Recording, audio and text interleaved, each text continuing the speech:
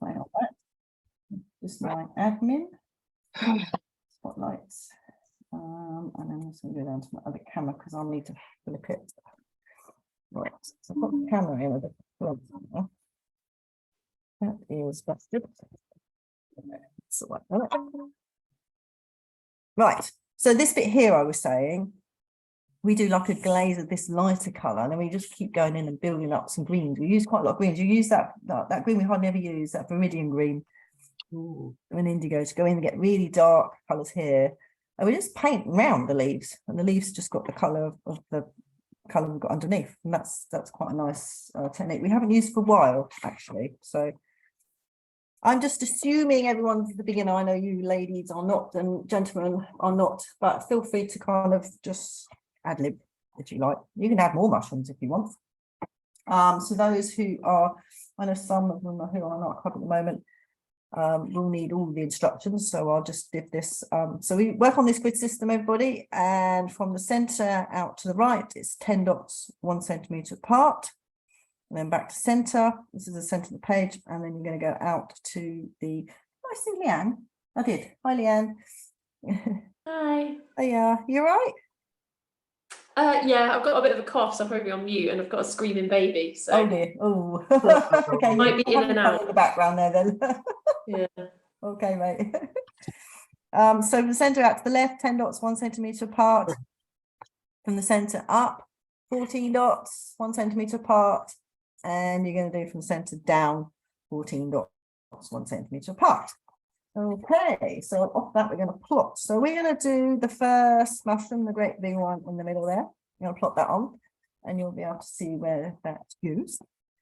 So from the center of your grid, you're going to go up, and you're going to highlight straight up and highlight the 4 centimeter marker.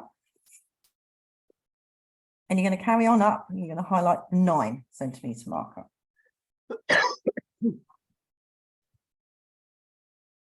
And then let me just.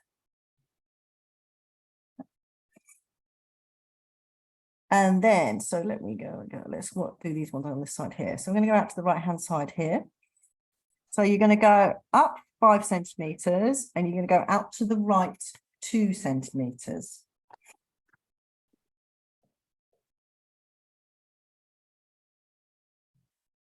And then you're going to go up 7 centimeters. We've got 2 markers on here.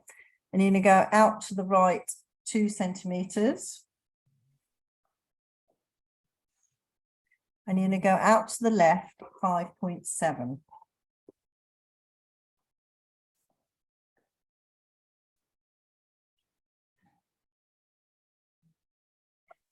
Debbie, is this mainly freehand or? Sorry? Turn your volume up, Jacob. Freehand. I can't hear you, mate. Just turn it up a bit more. The drawing, is it mainly freehand? Or if you would like to draw it freehand, feel free, because it is quite a simplistic drawing. So in the background there, if you want to just toodle away and draw mushrooms on, do that, and then you can hop in once we start putting the masking fluid on and the painting if you want. Okay. Every time I just start art club, I always just assume everyone's like a complete beginner going to come in and we work these plots, but you don't have to do all the plots. Feel free to freehand it a little bit if you want to, no problem at all. Okay, because they are like mushrooms, we've probably drawn them when we were at school a long time ago, but it is just so people can get the first one on in place. So up 9.5 and out to the left 2.7.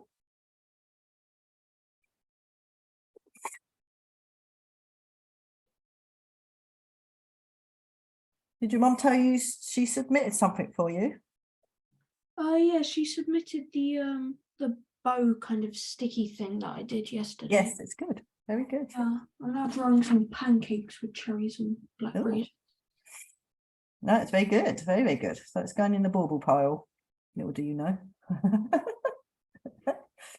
Right, so we've got another one. We're going to come down to the 5 centimeter marker and you go out to the left 5.7.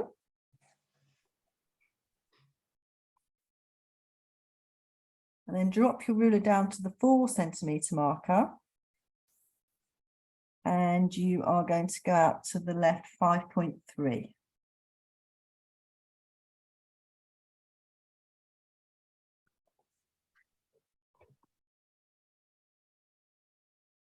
And then we're going to come down to the grid line here. So that's basically the mushroom shape just drawn. And then I'm going to just give you 2 markers where you're going to draw the, is it a stalk? I don't know what the thing is the mushroom sits on. Stem. So from the center, we're on the grid line here actually. So from the center of your grid line here, you're going to go out to the left and highlight the 2 centimeter marker. And still on the grid line, you're going to go out to the left 6 millimeters. So a lot of COVID going about at the moment. Yeah. Poor people, unfortunately, still suffering from her long COVID. Oh, it's just. Well, my school's struggling with cases of strep A. Oh, There's a God. kid in my year who's got strep A and he's been told not to come into school. No, yes, yeah, that's quite dangerous. When I lived in Oh, America, yeah. Scarlet fever here as well. Strep A, scarlet fever, and COVID at the minute. oh my God. Yeah. Is that because scarlet fever, don't they get vaccinated against that? Maybe not, I can't remember. I'm not sure, Debbie. Yeah, I don't know. She's the little that's the most of the. Do they do scarlet fever? I don't think No, not I scarlet. don't think so, no, not for scarlet fever or strep A. No, strep A. I know strep A, when we lived in America, they used to be really concerned about it. I think it was quite prevalent in America when my kids were little, and I didn't realise. And they say basically most people carry it on them. Just that it's whether you are immune to it or not, or if you get some infection and you can't cope with it. And the reason I said, well, why is it dangerous? And I think the doctor said something like it can go to their hearts. That's what's dangerous about it. Wow. First time I heard about it was when I was in America. So as you can see, we've got this kind of dome shaped for your mushroom. And I've only given you these 2 dots here on the grid line, so you've just got to create the stem, and it comes down to about the 3 centimeter marker. So just make your little dome shape, your mushroom. Yeah, there's a lot of horrible things Is going it on. 3 centimeters down, did you say? Yeah, approximately. Jacob, don't worry about it too much. It kind of just fades off into the painting here, just fades off because that's about 3 centimeters there. But you need it all just to fade off. You want it all to just disappear into the grass. Yeah, there's a lot of horrible things going around at the moment. I was going to go into London tomorrow, and I thought, no, I'm not doing that now. I think I'm going in next week. I thought I'll just save it, put my mask on. I'm actually going to wear my mask and trade because I thought I don't want anything for Christmas. I don't want anyone spitting over me. It's breathing over me. It's the beauty of it now. You don't look stupid because a lot of people still wear them. Are they even reporting the COVID cases, Debbie, or is it just that you know that it's there? No, I just know people have got it. Yeah, there's not a mention of it here. No, nothing. And actually, hospital, they're all just going on about, like Jacob said, they're just going on about strep A cases. Nothing. Yeah, we're not getting anything. Strange, very strange. You're not getting anything about COVID. I think flu and all that kind of stuff. Personally, people haven't been exposed to any of it. It's worse in my eyes. But this strep A one's quite a new one. Yeah, I think 15 people have died so far. Because it goes to your heart, apparently. That's what they told me when I lived in America. Because I'm like, it's just a sore throat. They went, no, it's just a sore throat. It goes straight to your heart. But it's, I said apparently lots of people just walk around with it on their skin. Yeah, I was talking to my dad about it. Everyone has it. It's just absolutely. When you have a weakened immune system, it comes out more. Yeah, absolutely. And I guess if you had COVID and then you might have had COVID and not realise you got COVID. It's just, I don't know how it works. No, but we've had no. I haven't heard. I don't watch news very much, I must admit. So, but I've never not mentioned. No, Never mentioned. We've not had it mentioned, have we? On the news? I don't think we've had anything. No. So it's quite a simple mushroom. He's just there. I've just got mine on the side. So you've got that one on, and I'm going to give you the 2 little ones on. So we've got them on the page. Is everyone okay with their little mushroom? We've got it on there. Yep. Cool. So this one's more about technique, and actually the January pictures, I'm just putting them together at the moment. They're actually going to be, they're not themed. They're actually about. I'm going to go over different techniques, and actually glass is going to be one of them. So glass, because we haven't done glass for a long time, and then go over a few things like fur and stuff like that, so we can kind of it's quite nice to get some techniques under our belt a little bit more going forward, because going forward, I've got a few pictures I'll need you to use. Right, so got the big one on. Just going to give you the coordinates of the two little ones. There we go. So I think this is quite simple picture, but it's really plotting out the page, so you've got them all on the page here. So if on the grid line here, you're going to go out to the right and you're going to highlight the 6 centimetre marker and the 8 centimetre marker. You need both of those. And then we're going to come down and do these bottom ones here. So slide your ruler down here to the 1 centimetre marker. And you've got 2 markers to put on there. You've got one at, so you're going to go out to the right 4.2 and mark that. And you're going to carry on out to the right and mark, what have I got here? 7 point. I've got 7.2. It is actually 7.7. 7.7. This is why I check my markers. Then slide your ruler down to the 2 centimetre marker and go out right to 6 centimetre marker.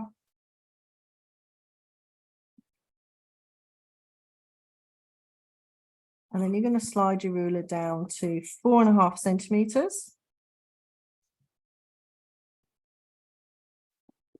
There's my 4.5, it's about there. And then you're going to go out to the right 6 centimetres. And then carry on out to the right and highlight 6.6.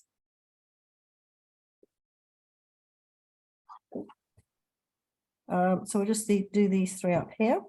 So slide your ruler up to the 1 centimetre marker. And we've got 2 on that line.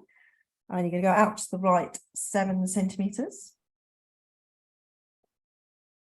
And then carry on out to the right and highlight 8.8.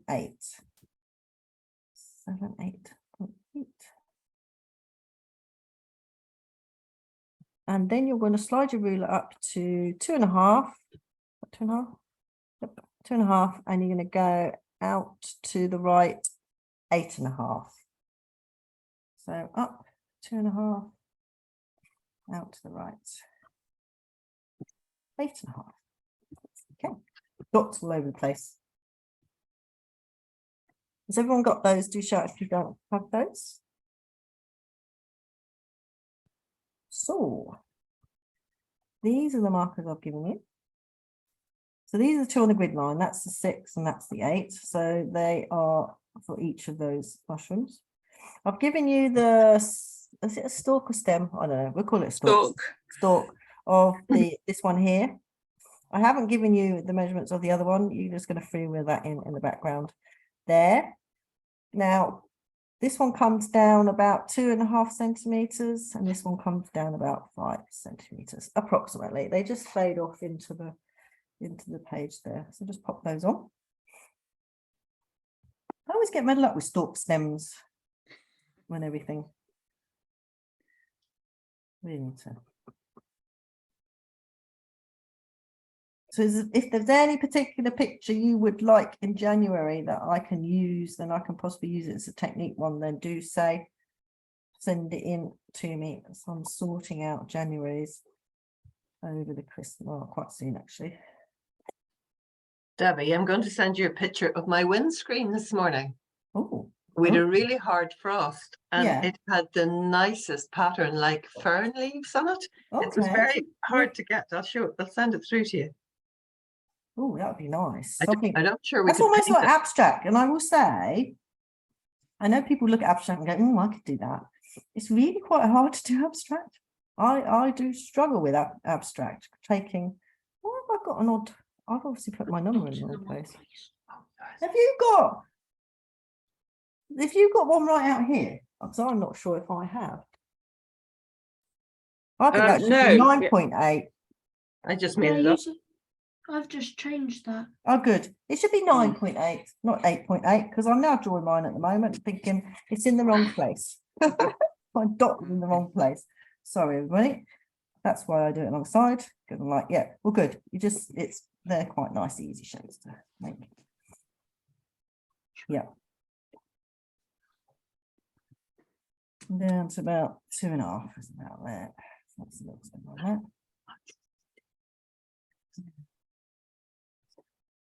It's because I was doing, I sat and did all of December's art club planning.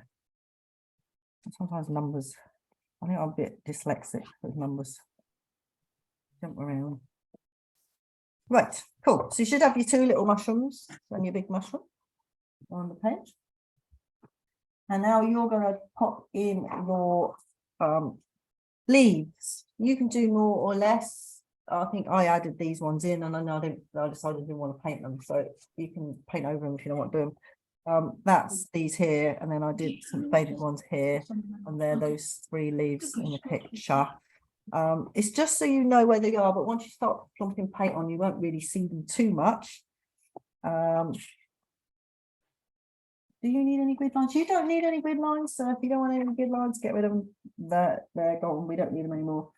You're just going to freewheel these on. That's about the 2 centimetre marker there. Goes up. You can see where it sits. And that's the 5 and the 3. So that's the 3 and that's a 5 area. You can see where it just sits under the mushroom. It doesn't really matter. Just so they look like foliage. So leaf shape, if you want to do it, it's almost like a, so I would do that. Oop. So it's like a, so you copy that side and copy that side, and then you can make it jagged once you've got that shape on and create your leaf. We'll just do it whatever you find easiest.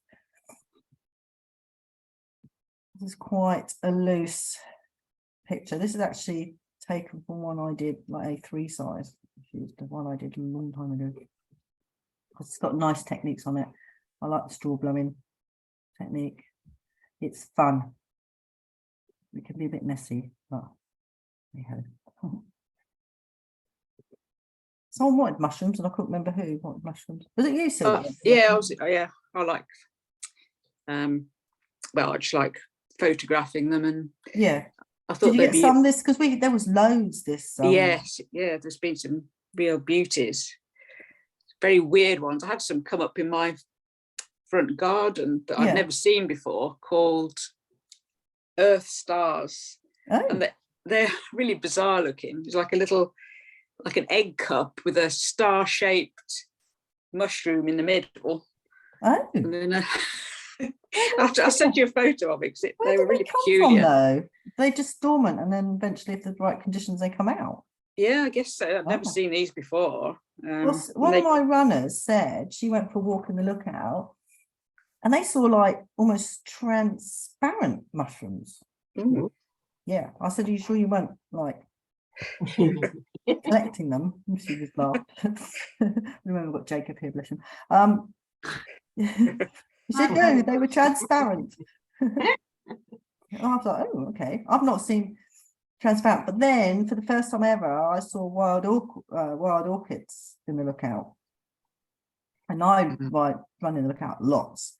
And the first time I've ever seen them there, and they're in a little area, like a boggy kind of area, down by bottom of Surrey Hill there, and that's the first time I've seen those there. So I just think the weather's been a bit weird this year, but these strange plants. I just wonder how mushrooms, they just sort of sit under the ground, and if the right conditions come, they pop out, I suppose.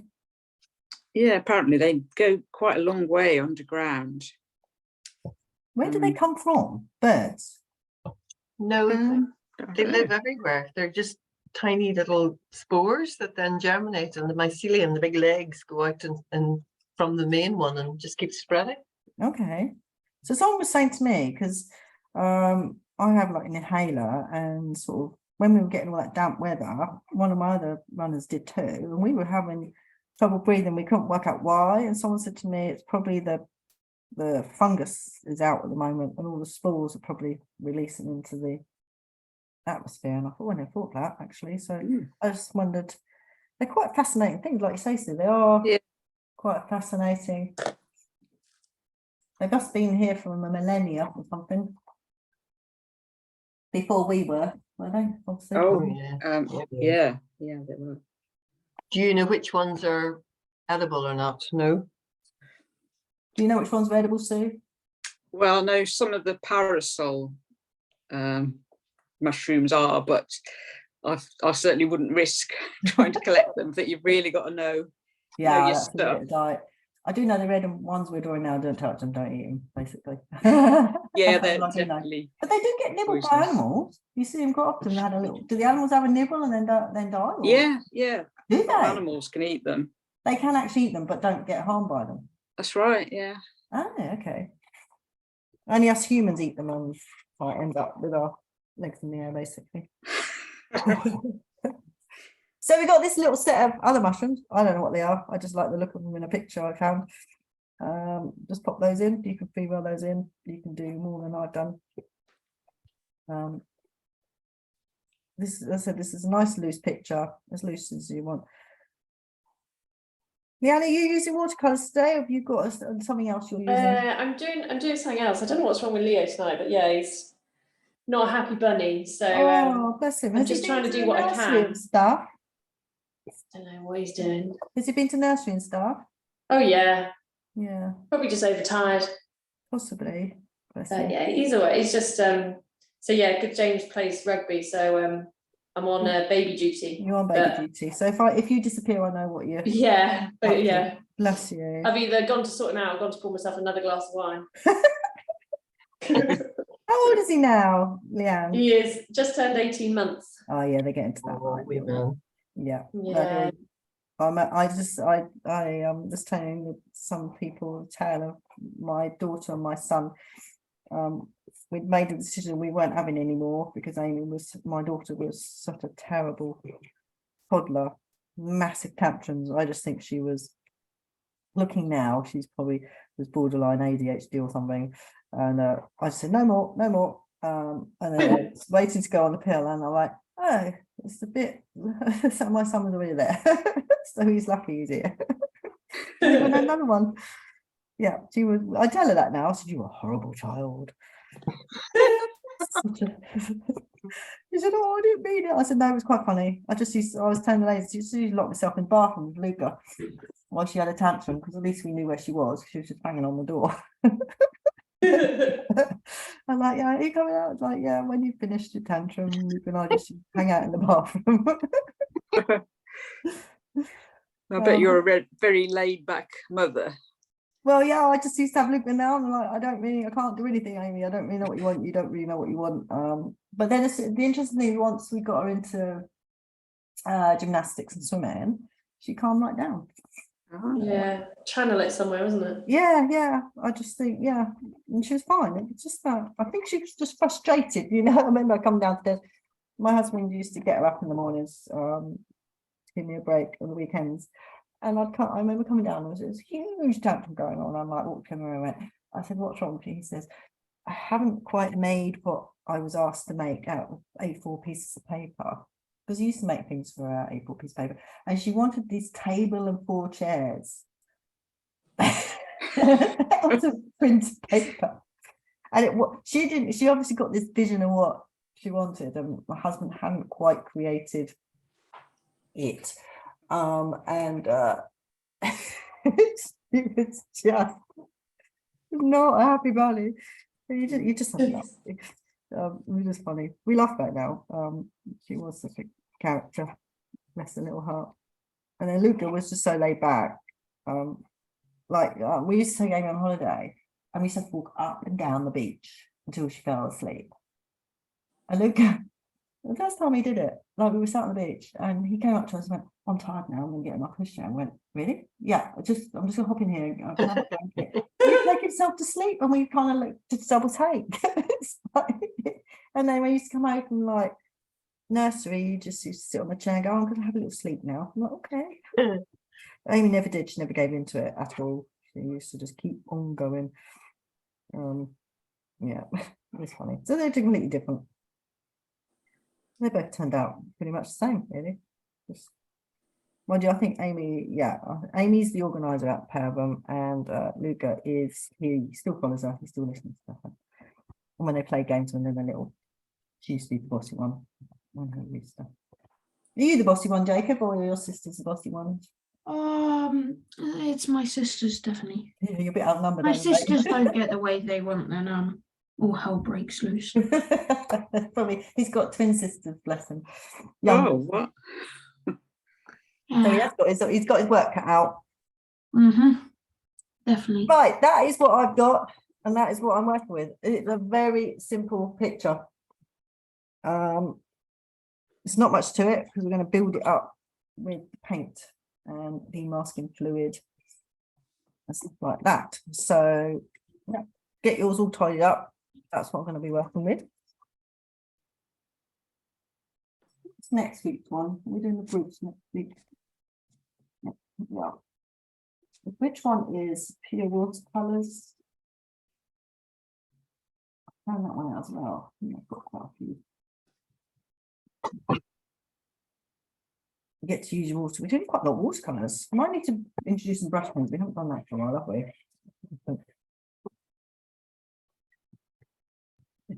As I said, you've got the opportunity. If there's a picture you want me to do, send that frosty one through. That might make. I just wonder if I can, how I can make that into a nice sort of picture. I want to use, bring some techniques out, and we haven't done glass. So I'm going to do glass because that's a whole technique in itself. It's quite a cool one, I think. Debbie, can it be any image or does it have to follow a theme? No, if you've got something you would like to do, Jacob, send it through. I don't know if you were online when I said January I'm going to do some different techniques. So if there's any equipment you need, I'm not sure if you will need any extra equipment. We'll do glass, we'll go over the hair, so we'll use our gouache that we bought and that brush that we bought and stuff like that. What do I need? I think I can probably get away with this. These brushes.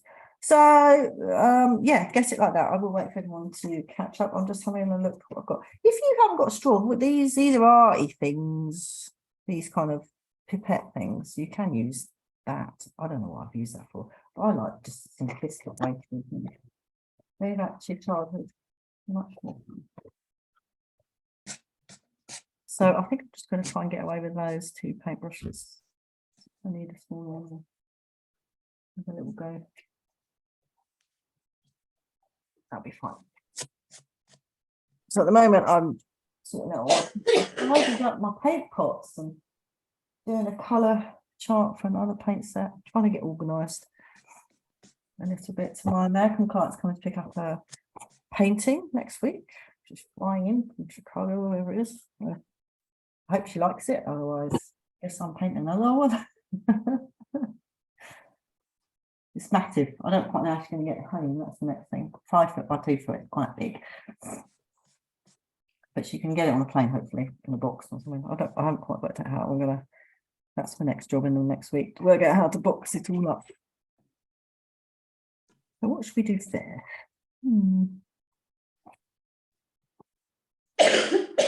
We have got to do it.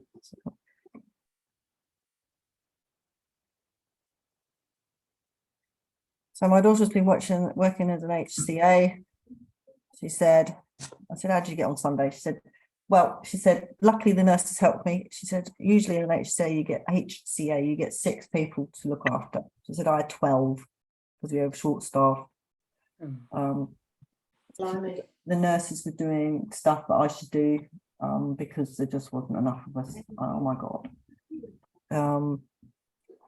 But she's on placement at the moment. She's quite liking. She saw an operation on a tumour that had, I nearly gagged. Sorry, I hope you guys have had dinner. That had human hair in it and teeth. I said, oh my God, if I'd have seen that, I think I would have actually thrown up. She said, no, it's really good, really exciting. It's very rare. I said, well, I should hope so, because that's the most gross thing ever I've heard. But she's doing gynae and stuff. The one department I didn't think she would. She said it's really, really good. So it might have something she quite likes. She doesn't like anything else at the moment. Yeah. Tough for them. Yeah, the HCAs. I mean, Amy does it. She's on an HCA bank. Because I'm learning more doing that than I am doing board stuff in my placement. Bless her. But if you imagine if you are an HCA and that's all you do, how stressful it must be at the moment. You turn up to work and you are doing basically double the work with the same. Okay, if the nurses don't help you, but you know, equally they've got to do their job, haven't they? Quite fun.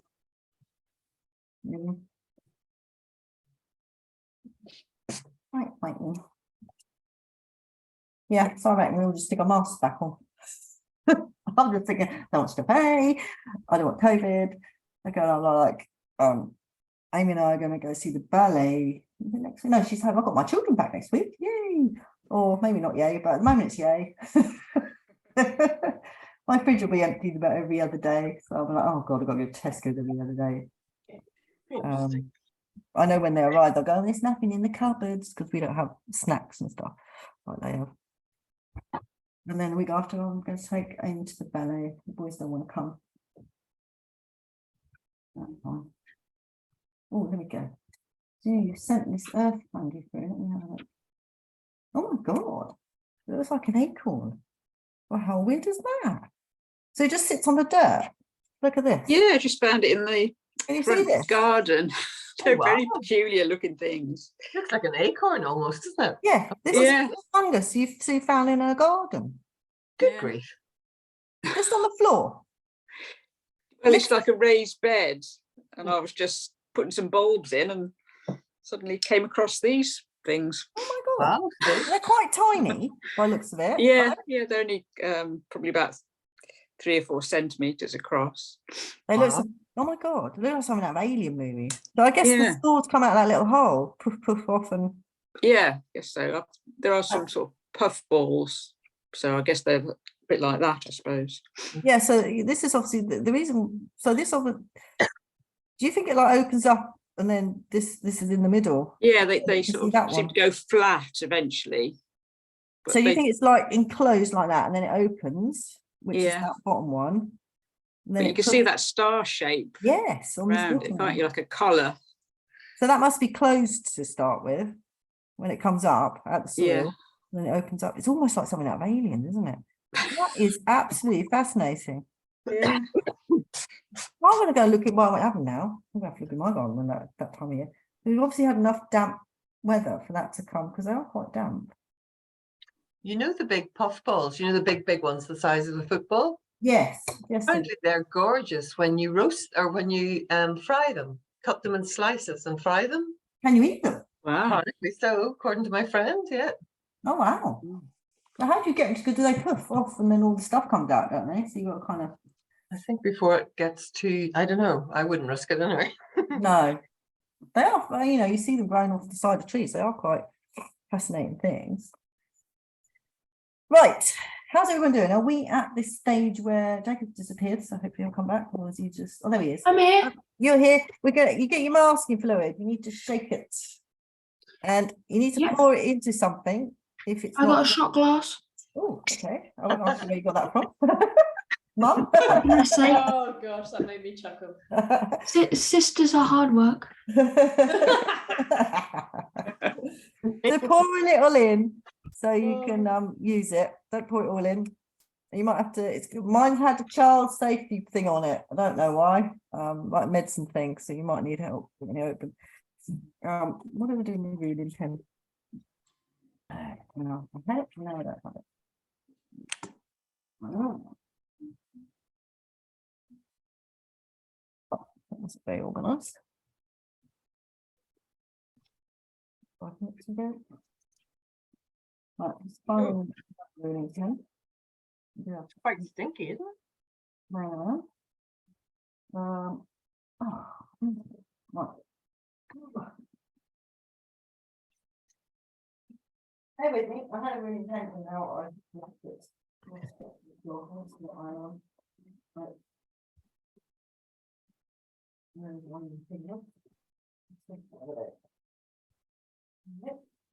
Right. So this ruling pen, you can use it to put on, if you haven't used them before, I'm not sure whether, I know Jacob probably hasn't. You can use them to put ink. They're good for masking fluid because you can clean it off quite easily. As you can see, I've used this for ink, it's got black on it. This little dial here will determine the width of these two pieces of metal. And the tighter you do it, the thinner the line basically. And the wider, the fatter. Now, when you draw on the paper with it, you don't draw it with the dial up. You have to have it sideways. So you dunk it into your masking fluid. And we're just going to create the little dots. You just draw. How wide should it be? I've got this one about 1 millimeter wide. You can have it wider. And if you don't have that sort of thing, Debbie, I have a cotton bud. I was just going to dip it in. Absolutely. If you Yeah. haven't got, just don't use your nice brushes because this stuff is like lethal to get out of brushes. You can get it out of brushes, but don't use your good brushes. Just an old brush and use washing up liquid to get it out. Or just if you've got a stick or something. These dots need to be quite random, as you can see. I was Oh, quite that's cool. fluid with it, just plump it on. How does it stay in like that? I don't know. It's immersion, some scientific reason why it does it. You can dunk it into this kind of ink as well, Jacob. It works with dipping ink. And they use, architects use them to do their drawings with. Debbie, Yeah. when I put it on like a cloth to dry my paintbrushes, it works really well. But as soon as I do it onto paper, it doesn't work at all. What are you talking about? The masking ink paper thing. This stuff I'm doing? Yeah, You should mine's just have- mine's not going anywhere. It should just be a blob, like I'm doing on the screen here, mate. Yeah, but mine's not leaving the pen thing. It's not coming off. Just wiggle it around a bit. So can you get it? So open it up a little bit if it's not. Yeah. Yeah. But don't do your dots too like even. It needs to be quite loose. And this picture here I drew because the light's coming from the top. I drew kind of like some masking fluid around the top here. So all those white bits you can see on this paper here are actually masking fluid. And we're going to splat it as well. Is it coming out now, Jacob? Yeah. Good. It's coming out Probably a more little bit now. tight. You need to just loosen it up a bit. Yeah, I have. Just make sure the little dial's to the side, not up on top or below. So it needs to be that way round. So not that way. You look in. Yeah. Not that way or that way. It needs to be sideways. So the dial is on the side. Yeah. Yeah, then it will come out. Because if you have it on top or below, it won't come out. And you can quite loose. You can even like just get it in there and you can bang it if you want. You can bang it like you can a paintbrush. You want it quite loose. So I'm going to put them on, I've got it on the top one here. Then obviously these little ones as well. I think I had a big blob on that one in the picture there. Got carried away. I just left it. Same with that one. And then I did draw a line down the side of the big toadstool. And I did highlight these. Whew, it smells this stuff, little one. It smells like Copydex glue we had when we were kids.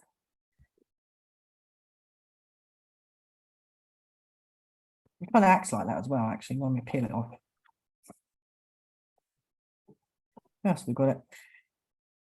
Let's put it on these toadstools. I don't think I did it in the original.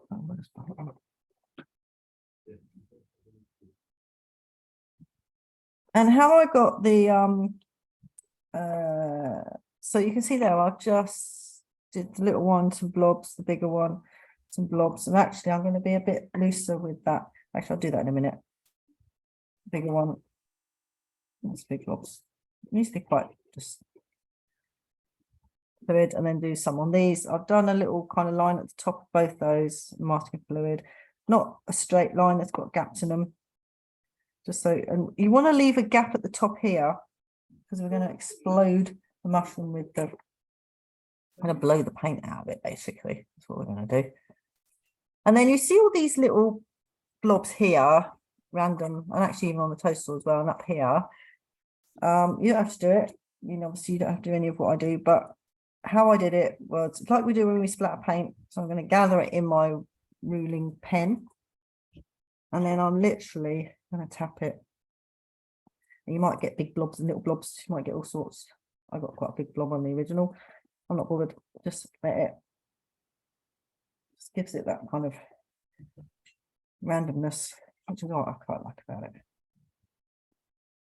Let's bring this down here.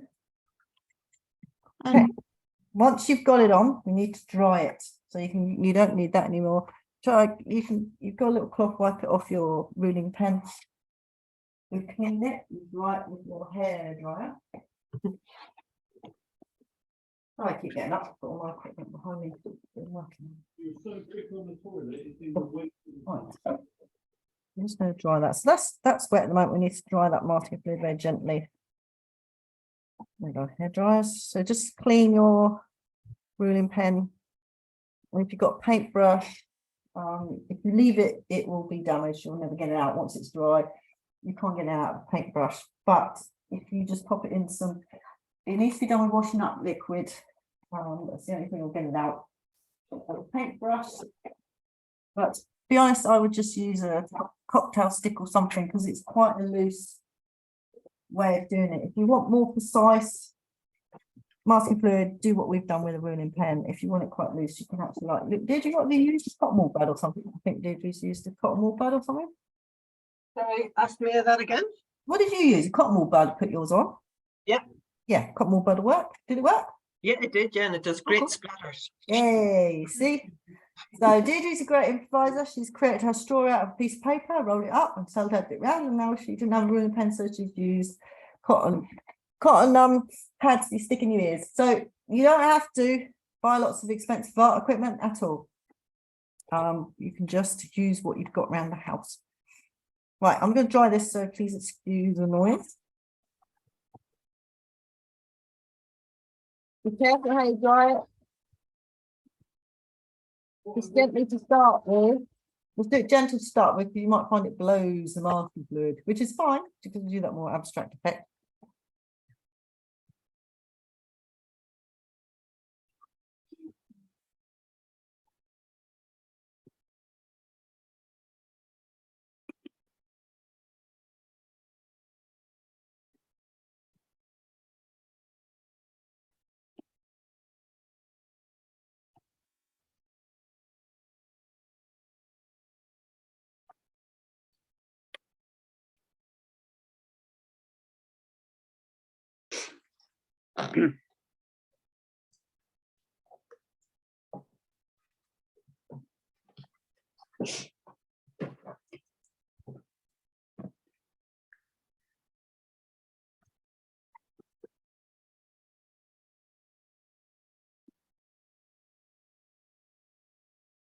This stuff is quite tacky, so it takes a while to dry. So just be really gentle and go really slow to get that done.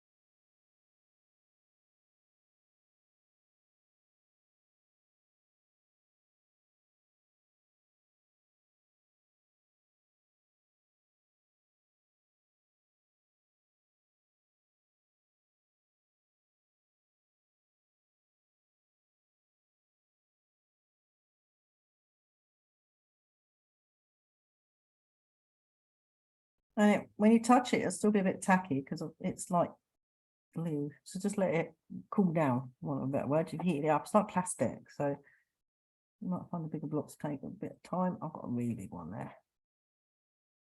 And that's not dry yet. Right.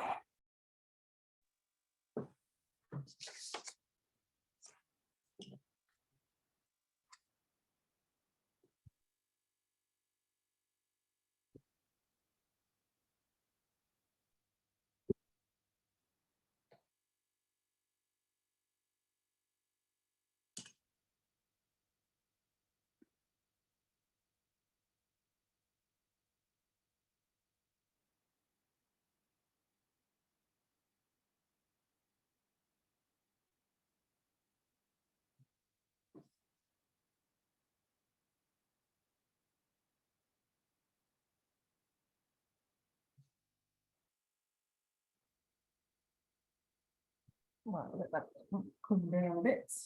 Get in there. Right.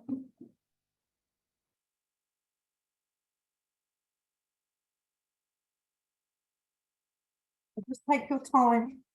You'll find it still a bit tacky, even though once you've finished drying, simply because it's kind of like a plastic-based thing. I don't even know what it's made of, actually. It's still a bit- Debbie, yeah, when I used the hairdryer, it started blowing all the masking ink away. that's all right, mate. You've got quite an abstract effect going on there. Just let it dry. It doesn't matter. So it doesn't matter. No, absolutely does not matter. Okay. Cool. It's supposed to be quite a fluid kind of picture, Jacob. It's Yeah. you know, supposed to look kind of like that. They're in the undergrowth, so it's not like it's not a botanical drawing we're after. It's just kind of more of a feeling of undergrowth. Otherwise, we wouldn't be using this our masking fluid at all. We'd be delicately painting it for hours and hours and hours.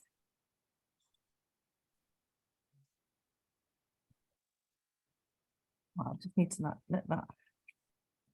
You might find some of your bigger blobs haven't dried off. They will still resist that. We're not painting the mushroom to start with. We're actually doing all the background, so it's got plenty of time to dry off. As I said, if you haven't got your masking fluid, you can use these your wax resist crayons. It's not a problem to use that. You just get slightly different effects. There's nothing wrong with it. You don't get the randomness of the blobs and that kind of flow going on, but it's just a different type of picture, and there's nothing wrong with that at all.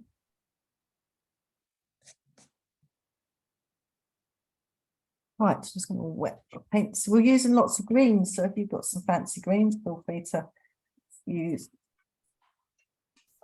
those. And obviously red, you need some red of some sort. So it's greens and reds and a bit of brown. Quite simple colours today. Right. I think I mixed a bit of my phthalo blue in it.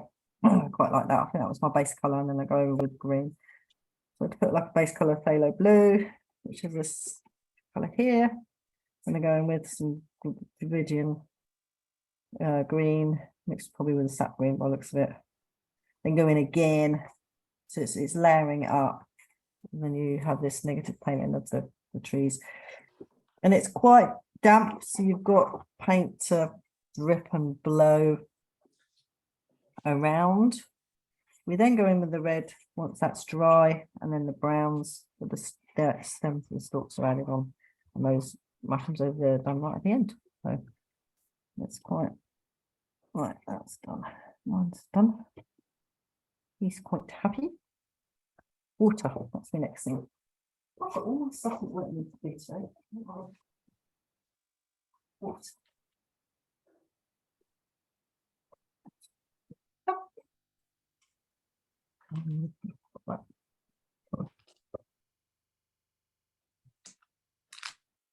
Oh, I will. Gone? That's right, I haven't gone. I've just touched my computer while I'm still here. I'm moving around, Deirdre. I was doing some painting and I didn't realise all my stuff was behind me instead of where it used to be. It normally just sits everywhere, just here. Well, I've been doing some of my own work. And I moved all my stuff. It don't matter. I've just realised my masking fluid is slightly pigmented, but sure, it's coming off anyway, isn't it? Yeah. I'll tell you why it's pigmented. Deirdre, is it kind of a blue or pink colour? Very sort of yellowy, slight yellow colour. Yeah. Sometimes you'll get a pigmented masking fluid, so you can see where it is. Ah, right, okay. So it's not a problem, it just comes off, it's glue. You sometimes get like a light blue one or a pink one.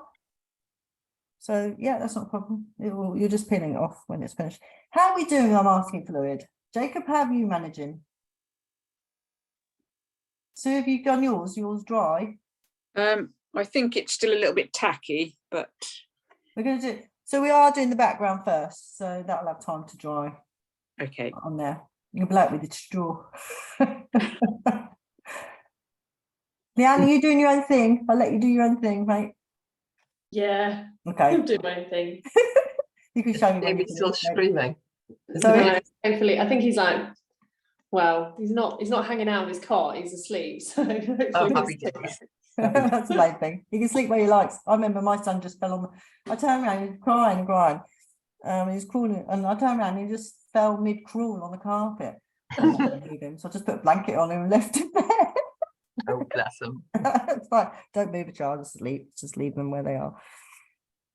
Oh dear, he just used to sleep anywhere. Terrible. Right. Are we all at this stage where we've got our masking fluid kind of dry? Jacob, where are you, mate? Just finished drying. Is did it dry? dry there, but it kind of. I It might be a bit imagine it tacky. doesn't You might be before. able to feel it, and it might feel as mine still feels a bit tacky, but that's fine. It always Oh, still feel No, a it bit. feels kind of solid Okay, cool. and Let's see warm. if it comes off. Cool. So we're going to put the background on first, and then we're going to put the reds, the mushrooms. So the background will start off as like a phthalo blue, and then we're going to start adding in the greens, and it's quite fluid and loose. You can see there's no boundaries. It's splattered off. It's quite down here. It dribbles, and I will tip it so it flows down. We want it to look like the undergrowth. So for me, it's just like paint everywhere kind of bush, but we're not drawing it. It's kind of, I don't even know how to describe it, but I don't know, like a feeling. You can have it more, but I'm going to be really bad English now. Neater, you can have it neater, but I like to paint like this. This is exactly how I paint. I don't expect you to, if you don't want to follow this, do your own version of it. So you can have it a lot neater. If I took that off at the bottom there, and you just had it like that without all my splatty bits down here, you've got much neater picture, but feel free to do that. It's not a problem. I like to have it a bit dribbly and messy and then splat over the top. But I know some people don't like to do all that splatting and stuff. I will not be offended. Right, so you need to get right, my tissue. And I'm going to do layer feather bit. So this is wet on wet. So we're going to wet the pig bar. And we're going to go round the mushroom. We're going to go over the leaves. But what you want to not go over is the mushrooms. So you're just going to wet this central bit. And it's going to go up. It's going to go down. So we're just going to wet all this. You can go over these other mushrooms because we're going to darken them up. Anyway, so you can just paint straight over those with water. So I'll probably go about, actually I'll just draw around that. I'll leave that top bit open. Are we allowed to go over the masking ink if we have it up? Yeah, I've got some up here up on my page. So yeah, that's what it's for, Jacob. So you leave like a little hole at the top of your mushroom if you're going to blow red paint out of it. I've just sort of took my water up to there, took my water up to there, and I'm just going all the way around and around the other mushrooms. So my water here, you can probably see it in the light there. There you go, I left a gap. So I'm drawing around, I've gone straight over these mushrooms, straight over the leaves. I'm literally just painting water around the mushrooms quite loosely. Do some underneath it. Masking fluid, if you've got it, I've got mine because I splattered some outside my mushrooms. You can see here. Just going to put water over, and the masking fluid is to save the paper. When you peel it off eventually, we'll just have the white of the paper underneath. It's quite a nice tool to have. I tend not to use it very often, especially when I'm doing commissions, unless I really have to, because it can rip the paper. But that's the trade-off for such a nice effect. If you go a bit too quick peeling it off sometimes. What about the weird flowers on the left? These ones? Yeah. They're mushrooms, just paint over them with water. You literally you just got to save these 3 mushrooms. So there's water all over the page. You can see there on mine, so the mushrooms. Even up at the top? I just kind of not all the way up. It's quite loose, Jacob, so I've left space up here. And I'm going to paint to about 1 inch at the top. That's how I did it, but feel free to fill the whole page if you want. Remember, this is your painting and I don't want to interfere with your style, so you kind of follow it, but do your style doing it. Yeah. Yeah. So there's no right or wrong way with art. You just kind of follow what I'm doing, but then go, oh, I don't want to do that. I want to do this. And that's absolutely not a problem at all. Right. So I'm going to go in with a bit of phthalo blue to start with. Where's my phthalo blue? My colour chart. 1, 2, 3, must be that one. I'm just going to put some blue on the background just to start with. And my picture is quite loose. So I just fade it out like that. And I'm not going to worry about ending bits. Ooh, come that down a bit. See, I'm not going to worry about ending bits. I'm just going to let that. It's got water on it.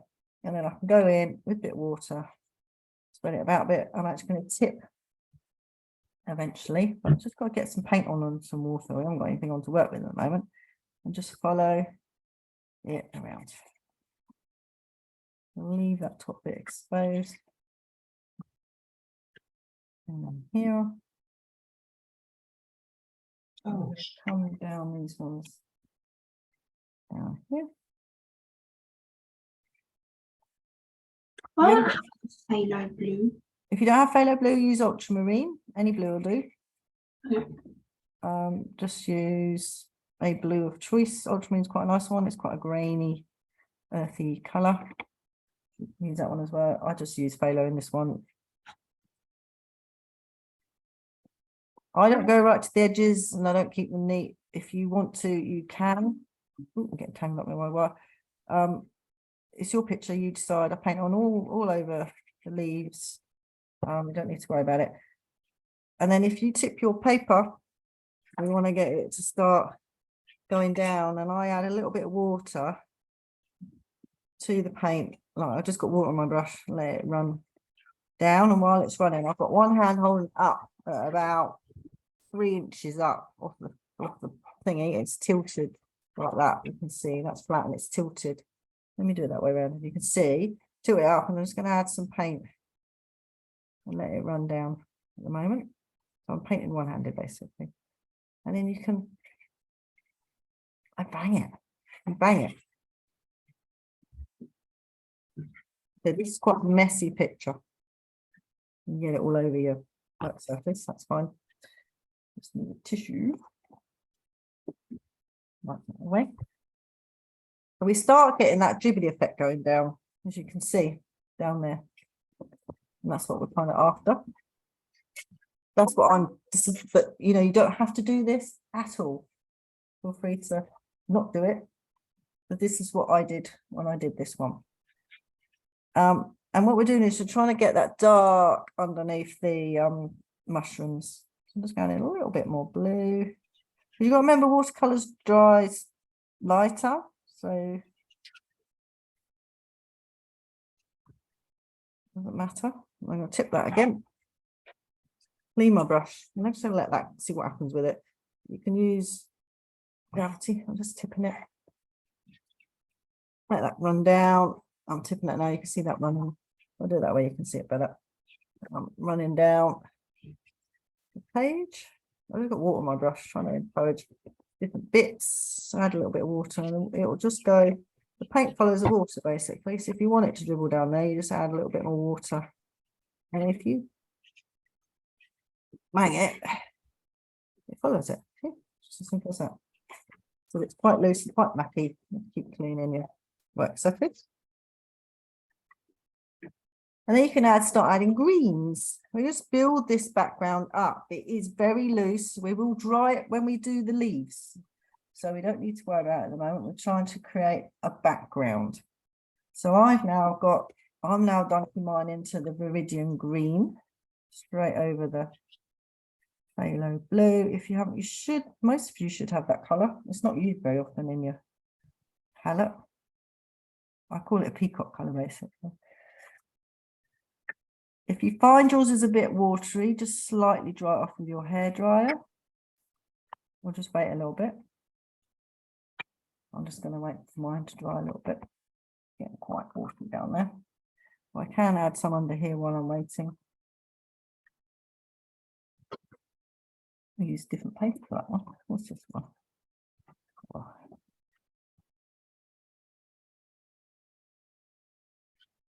So under the toads, the mushrooms are just trying to keep quite dark.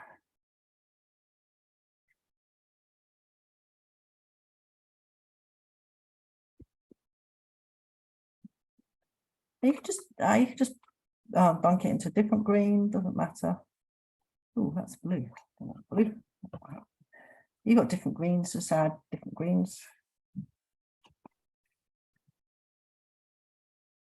I'm just going to take that up that way.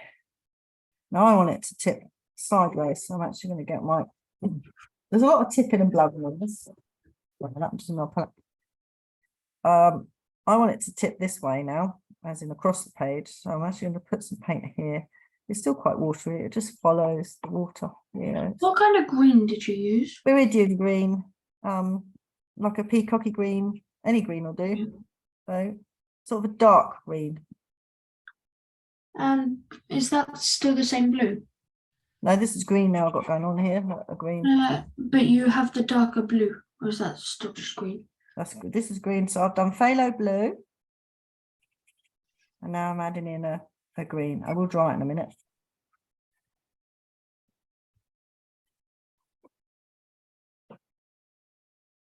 So yeah, let's go over the top with a green. If you've got watercolor paper, this should work a bit better. Obviously, I painted it with watercolor paper, but I didn't draw this one up with watercolor paper. That's fine. This is mixed media paper. Let's see.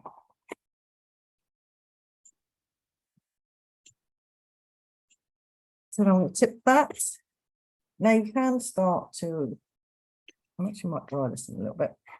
So any of your greens, you can just add in. I've got a hooker's green now. I might dunk it with my hooker's green actually. So a variety of greens. You just need a variety of greens in your picture. Different hues of green to kind of just break it up. You've probably got sap green in there. You can use that and get that going. So I'm going to actually let that go off the edge of the page this way. Where's my Viridian green? That one. The Viridian green is quite nice. I'm actually going to let that drip off sideways. If you don't want to drip it, you can use your straw. So we've got this straw here. If you've got a straw, you can blow it. And you get all these lovely little lines. And you can blow it that way.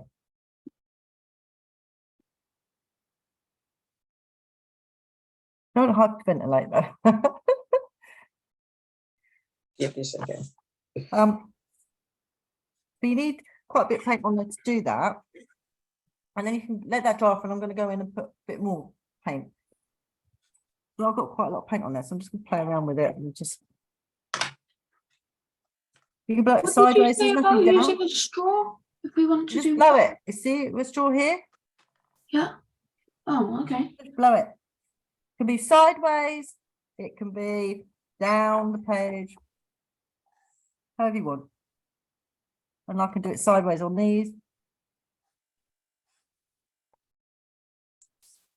Whew. Makes it a bit dizzy though, so just be a bit careful. And I'm going to dry that slightly because it's a bit too damp for my liking. And then going to go add some more green.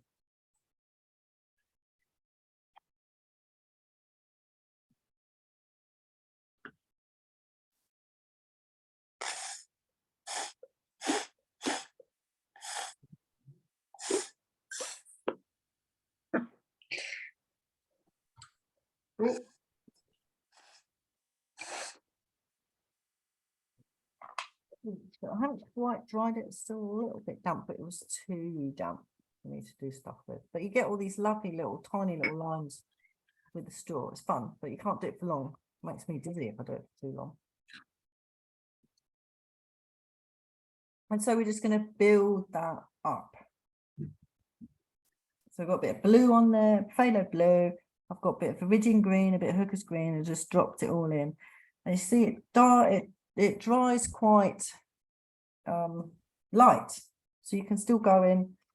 Now I can go in my Viridian green again, mixed with this time with a bit of indigo. So I've got like a darker green going on underneath the toadstool. Or mushroom oil. How you doing when you're blowing, Deirdre, with your wrapped up It's going good. paper. Is it good? It's working of sorts, yeah. It's quite hard work. It is, but So I'm just going in again and I'm just adding a bit more of this viridian green. I'm going to pop it into the hooker's green because I can. It's just there. Just going to roll my brush. I'm going to put it on the page and then I'm actually going to go in with a damp brush and then let it drip off. So I'm just loading up the page with some paint at the moment. Under here, underneath is where we want it the darkest, underneath these ones as well.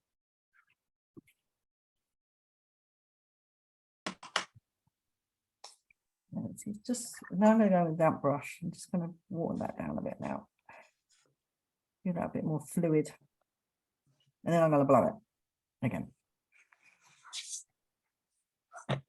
So you're just working around the picture yourself, choosing yourself underneath. So basically in your head, you need to think underneath the toadstool, mushroom, sorry, all of them need a bit of shade. So however you create that yourself, it doesn't matter, it doesn't match mine, but we want dark. You can see mine's starting to darken up underneath now. I'm adding a bit of indigo. If you don't have indigo, a bit of like Payne's grey or a bit of phthalo blue to your green will darken that up to get that shade under there and under these little ones too. I've got quite a lot of paint. I'm gonna blow it in a minute. You need a lot of kind of paint and stuff to do that blowing stuff. It kind of almost, it's kind of quite a thick paint, and so it's not lots of water that gets, you need quite a lot of water and paint, but not watery paint.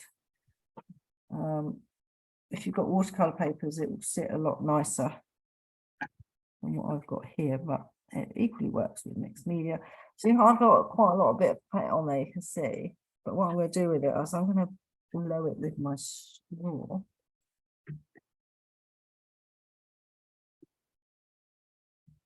Down the page.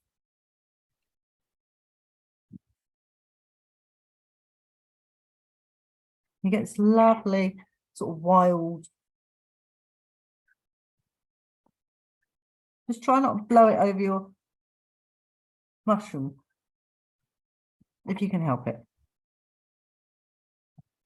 The reason why I like the straw is you can get it really thin, whereas when you dribble it, like we've done some of it, it's quite thick dribbles. When you use a straw, you can get quite thin lines and you can go off, you can go sideways. They're almost like roots.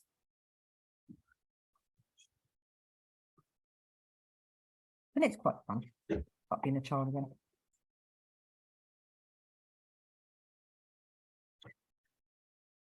Oh, got that on the mushroom. Out of the way. And you can steer it with, oh, that's gone over that mushroom, so I've just blown it off there. There we go. That's starting to look nice and messy and root-like, so I'm quite liking that effect that's going on there. It's still really damp, just leaving it, play with it. I want that, it's a bit of harsh line, so I'm just going to roll my brush. Rolling your brush is quite a handy technique. You just put paint on it and you get kind of more of a random lines. I quite like doing that. It's probably got a fancy name, but I can't remember what it is. But the idea of this is to get quite a loose background going. As you can see, mine's very loose. Like that. Oh, that's And we better. will go in again to darken up this area, but I need that to dry and I will hair dry that in a moment. The best bit is when you peel off masking fluid because it all becomes, see, mine's still quite damp. Look, that's really quite a damp picture on there, which I will dry off. You know, get your straw going. If you've got like areas of, I've still got some paint here so I can blow. Oh. Ooh, that's going on. It's messy. I just love the way you get these really thin lines. It's just a lovely effect on it. Now I'm going to dry this. I think that's probably, it needs to be, I'm going to dry this now because I've got enough green in here for now to go in and make that really dark under here with a really kind of almost dry paint. This bit here, we're going to start to create now, this dark bit, so we get these leaves coming through.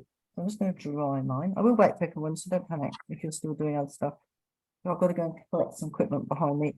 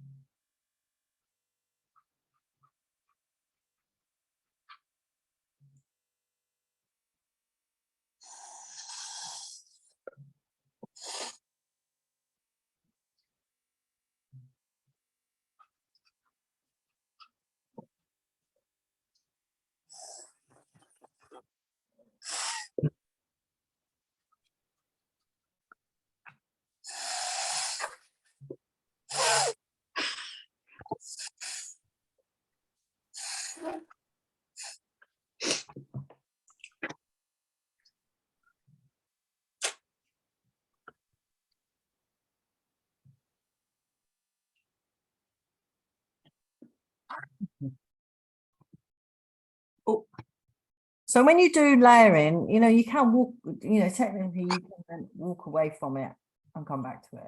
Or you can do what we're doing here, line it. There are, you know, there's many ways to do stuff. I will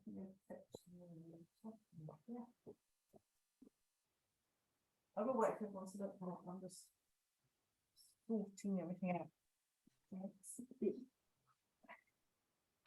everyone okay? Anyone got any questions? We're all managing. I mean, this one will turn out slightly different to this one because we you know, because we're doing random patterns, so I can't. It won't be exactly the same. It'll be same colours and same kind of similar picture, but all this randomness is random. So we'll add. It's, you know, you're layering it up to get these effects. So it will be quite random. If you've got your master glue back, if you can pour it back in your pot, by all means do. It will dry out and you'll have to throw it away.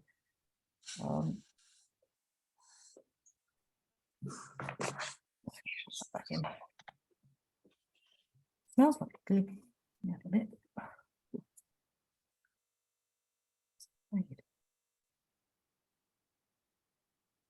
Oh, don't inhale it.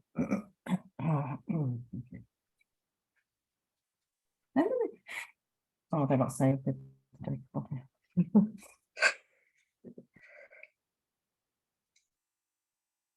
So is everyone okay? Are we all right? Is it working? Very vibrant looking. Good, should be.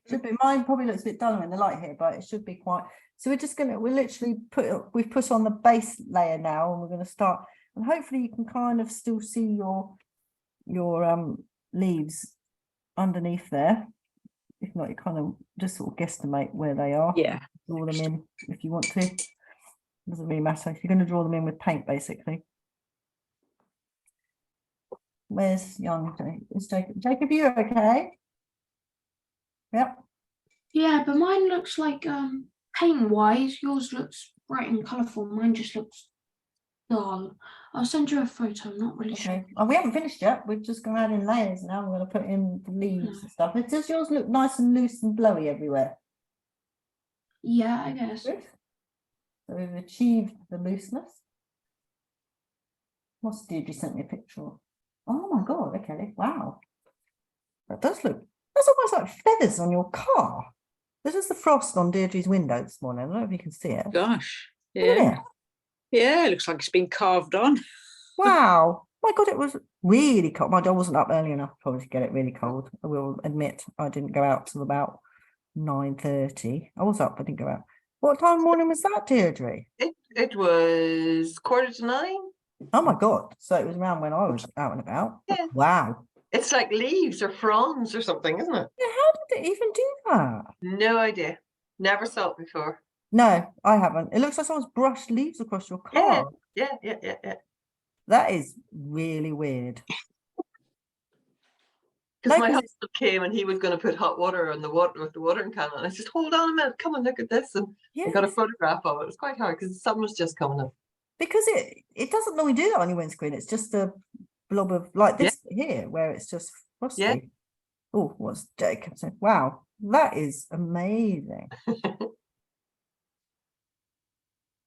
Right, Jacob, have you dried yours off a little bit before you added more paint?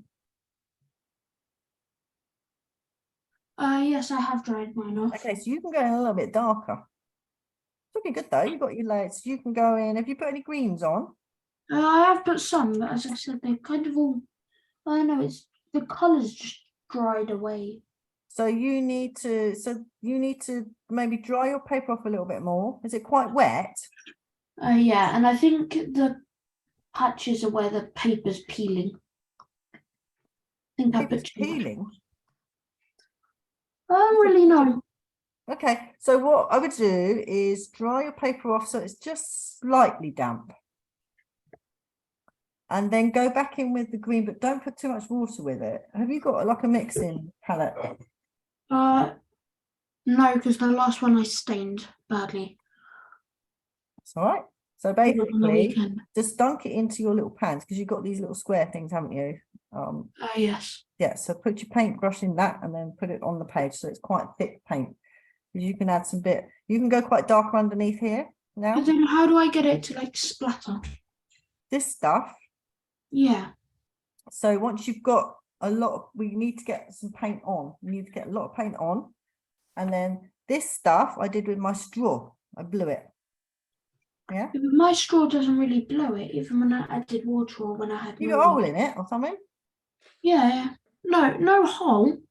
Apart from the meant to holes. Part of the holes that you're supposed to have. Okay. I think you need more paint on. I think that would be a solution for you. Because it's quite watery at the moment.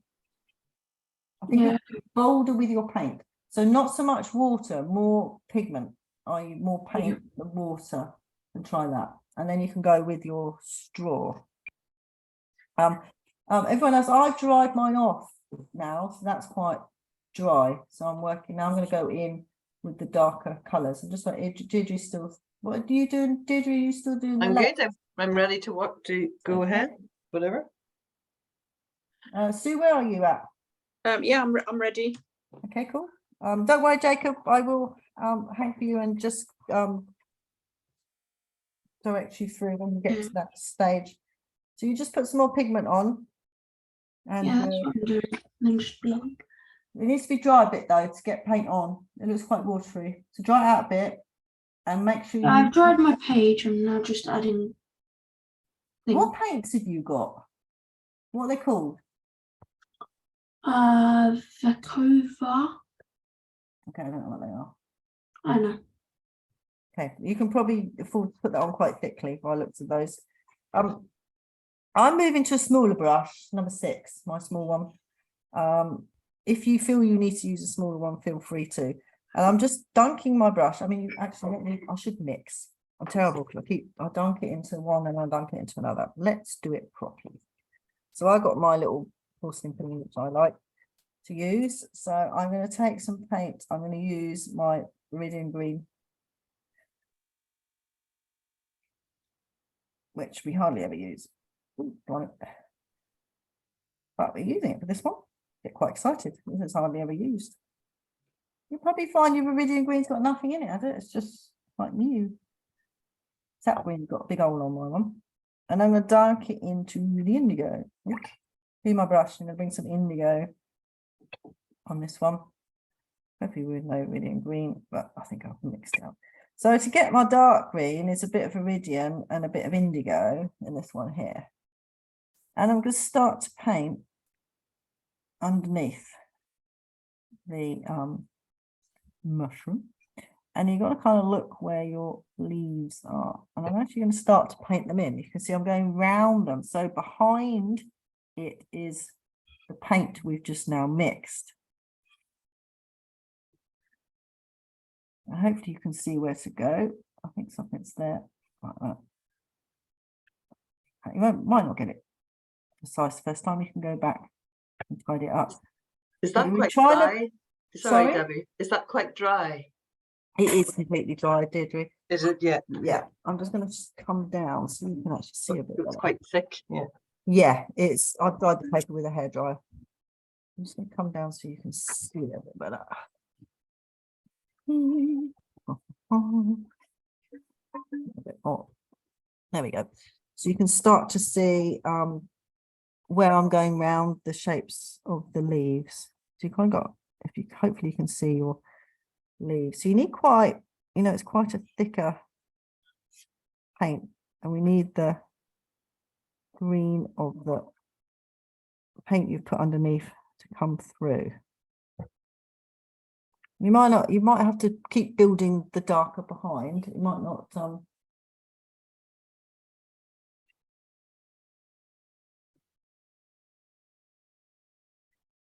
the leaves here. I said this picture is a build of colours. Sorry, I keep going in front of the picture. My palette's in front here. This is a build up of colours, so we're layering up step by step. So we're not kind of doing it all one fell swoop like we normally do. I might have to get my thinner brush to add a little bit of detail in a minute. That's all right at the moment. So the first layer, and I'll probably dry it. I'm trying to see where my drawing is at the moment. Something like that. You can freehand it if you're not sure where your pencil drawing is. I've lost mine. Yeah, I've just had to freehand mine because I can't see it really well. That's fine. Just starting to create a darker background. Because watercolours dry, lighter, I'm probably going to have to go over this one again. Which is fine. Get some more paint. Green. Indigo. I've got one over this side, so equally under this side. Just going to add that dark pigment. And I've got a leaf here. Don't worry about the little berries, you can just add them over the top. Red's quite a strong colour, so it will, if you do it quite thickly, it will, you can just paint on the green. That's my leaf. And if you lose it completely, you can always go in with your little pen and highlight it. So it's never, there's always a way around something that goes wrong. I have it on my painting sometimes, and I think, oops. So when you get to the edge of something, I'll just fade it out with some water. So we've got lots of different, that's the first. Next layer. You're starting to create these leaf shapes with your brush. That goes in there. And a little bit like faded to start with, but it we'll add some more and we'll build it up a little bit more. So it's a slow build of colour. The mushrooms are quite quick, I think. I've got one up here by the looks of it, so I'm going to just go behind this one here. Add a bit of a darker green. How you doing, Jacob? Building up the But colour. I'm just kind of layering it and doing it. Yeah, absolutely. That's It's exactly coming what you need to do. You need quite, once you've got that base layer on, the paint needs to be a little bit thicker. Yeah. Yeah. And this now I'm working on dry paper. I dried it with my hairdryer, building up these leaves. And then when you've gone round the leaves, you just kind of fade it out with a little bit of water. And then I'm going to hairdry that and go in again probably because I want them to sort of punch out from the paper. Then I just go into the edges with a bit of water and just fade that out. And same this side. Don't worry about those other mushrooms. We're going to colour them in sometime when we get around to it.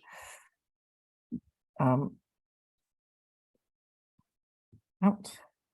And we've got your other got these little holly leaves down here. I need to punch out a little bit. So literally I'm working with indigo and viridian. If you don't have, you should have viridian.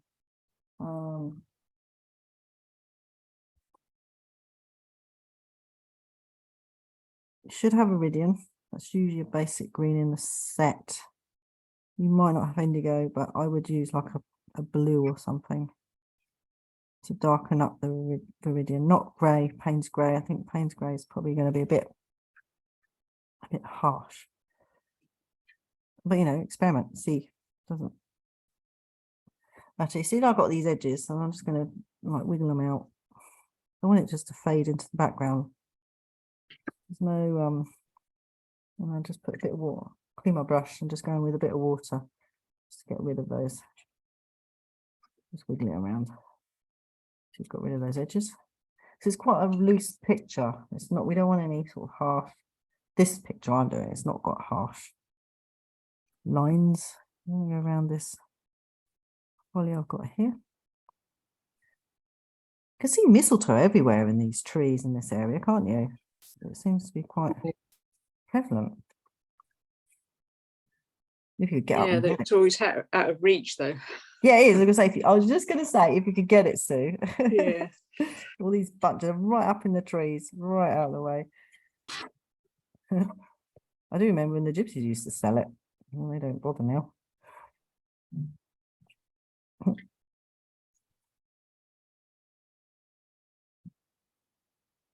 Do they even bother selling it anymore? I don't know. Never seen it really for sale. No, but you can see it in the trees. They sell it. My mum lives in Worcestershire, and that's quite Yeah. a big area because it's got lots of orchards.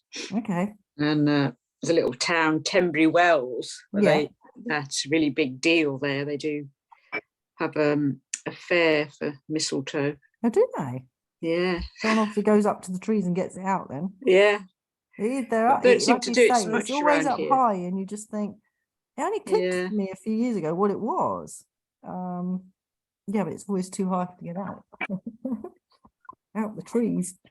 Does it grow on any tree, or is it a particular tree? Or I think it's particularly good on well, fruit trees. I think orchards. That's really? what they've got a lot of around sort of this Worcestershire area.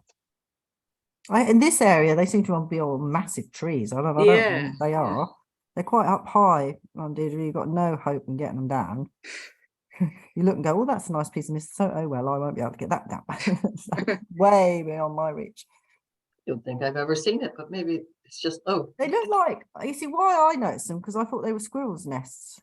And I thought, oh, Because that's they're not so a squirrel. round. Yeah. Yeah, they look like a Yeah. squirrel's nest. That's Yeah. what catches Really? your eye initially, but they're not. Because there's loads of them. They look like baubles hanging off a tree. Maybe that's where baubles came from, Oh, because that's what they look like.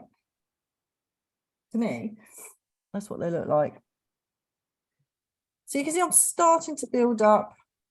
You know, we're nowhere near there yet. I'm going to dry it off and then I'm going to put another layer on.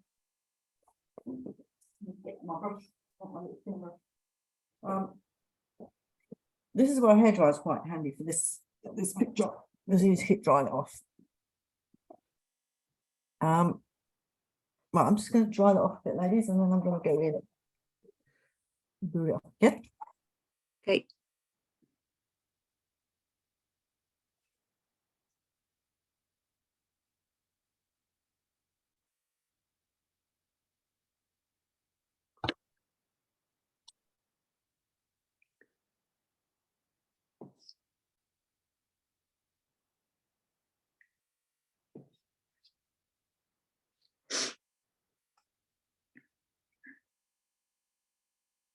We're starting to see the leaves hopefully pop out from the background now. We're starting to have that darker shade in there. Yeah. Made an indigo, but if you haven't got indigo, use those other colours I mentioned. Do that. Are we okay with that? Is that working? Yes, it's shaping up a bit. Yeah. Yeah, so it's just a slow process of building it up. So I'm just going to mix some more paint now, but try and go a bit darker with these same colours. I'm not changing them. Just going to make more with the indigo rather than with the green, so I get a bit of a darker colour. This is the indigo. And it's quite thick. I'm not working watery now. I've got my little palette here. I'm mixing it on. Excuse my hand going across my palette's right up there. See that? And you can do these porcelain ones are quite nice because you can see it's quite thick. You can just try it out. If it's not what you want, you mix it a little bit differently. And you go in again, and you just sort of build that up. Start to create your leaf shapes. I said, if you lose them, you can always go back in with a little pen and tidy it up. It's never. Yeah. Debbie, I've kind of finished. What are we doing now? So we're starting to build. You see these little leaves in the picture. Yeah. So you need to mix quite a dark. So you use the green, and I've got indigo. If you don't have indigo, can use a blue. Here you can see my colours. I'm mixing up. And the leaves that we painted on, you've got the green underneath that we had. You're now going to go with a darker color around the edges, so you don't lose the light green of the leaves. And you're going to paint dark green behind them. You see, like this? Yeah. And you're going to start to layer this up. So I'm on layer 2. So it might take a few layers, probably just 2 layers, I would imagine. Yeah. So on this layer, I'm using more of the darker color to do it a bit darker. And that's all. So just slowly work around all the leaves that you've drawn on, so you don't lose. You're using the green you've already put on for the leaf, like that.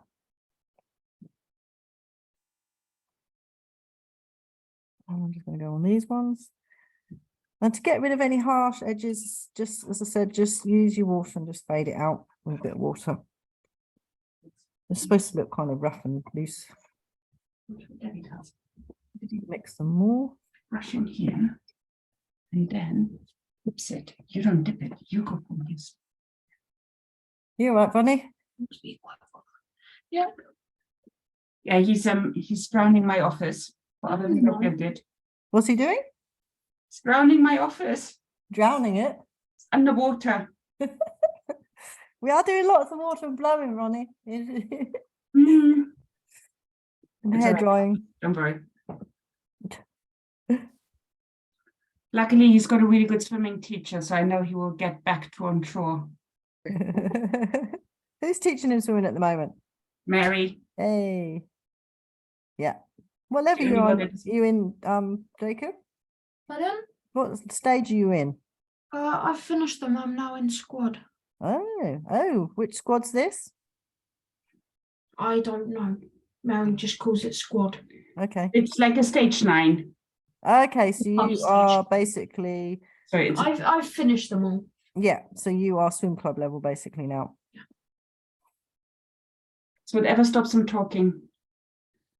Keep going. Yeah, stage 9 is, so will you be doing any swim meets eventually or anything? Pardon? Will you be doing any swim competitions or anything eventually? No, I'm not big into competitions of many sports. Like rookie lifeguard or something eventually, or? Maybe, but yeah, I'm not a fan of competitions. I've done competitions, not for swimming, in the Yeah. past, and they always give me major anxiety. Yeah, no, not surprised. No. My daughter was the same. It's quite, and it's a lot of sitting around, and as a parent, I would advise Ronnie not to do that at all. I used to do judo competitions. Oh, you did? My sister would be at the very start, so like 8 a.m, and I would be at the very end. Oh my, Give that's a me long loads of day. time to think about it. Yeah, which yeah, always that's too. caused me to get extra anxious, and then Yeah, that's too long. Absolutely. Right move, mate. Absolutely. so I just Just stopped. enjoy swimming for what it is. Yeah. Yeah. So you can dive in off the dive board, the Pardon? blocks. You can dive off the dive blocks. Oh yeah. Yep, cool. Oh yeah, you are a master swimmer. Yeah. It's good fitness. My daughter still does it. She's the same as you. She didn't like the I just do it anxiety for fitness and of the competitions. getting in the water. Yep. My daughter likes it because she can get away. She can just switch off and sing songs in her head, apparently, when she's swimming. Especially as well. when you do endurance, you can think about stuff. Yeah, It's a bit that's like what she. running. When you go for long runs, Yeah, and they're not exactly. too long, you can think about stuff. That's exactly what she does. She switches off and she sings songs in her head and does that kind of stuff. No, it's good. It's a good sport to have. Have you done any open water yet? I've done a couple of open water with triathlon before I Yeah, left. did you get on with that? Did you like it? Yeah, it wasn't bad. I didn't drown. And then we occasionally do, well, actually, we do open water a lot in the summer in Germany. Yeah. Loads of lakes are open in Germany in Okay, the cool. summer. So when I went this summer, we did a bit of open water swimming. Good. Pretty good. I love open water. I think that's the next swim teaching. So I've got my level. That's why I got my level 2, so I could teach open water swimming. And that's my next job this year coming up, is to get my qualification in that, because I want to teach open water swimming more than I do in a swimming pool. Fair I enough. think it suits my personality. Outdoors. Yeah, you seem like an open water swimmer. Yeah, I like the fact when you just, and I'm not bothered about what's underneath. People go, when you bother about what's underneath you, no, because you can't see it. So if you can't see it, why are you worried about it? It's nothing to worry about. No, but I swim at Carnival, and when it had to be redone, I Yeah. went to this really bad place, and half the time the water was foggy, and it was Oh. 2.4 meters, but half the time I couldn't even see my legs. Oh, was that the old pool? Pardon? Was that the old? That wasn't pool? the old Carnival. That was some random. That was the forest school. I had to go there while Carnival was being. Oh, okay, yeah. It's all Yeah. right now, isn't it? The new pool. The new forest pool. Yeah, Well, no, the new the Carnival pool is really good. yeah, Yeah, I like it. that's where I'm casually teaching part-time when they need me. Oh, when? Well, I've got to fill in my DBS form. I've just had them contact me. So I will be filling in for people. Jacob, when do you Ooh. swim? I swim on a Wednesday at 4:40. No, Ooh, at yeah. 5:15 till 6 o'clock.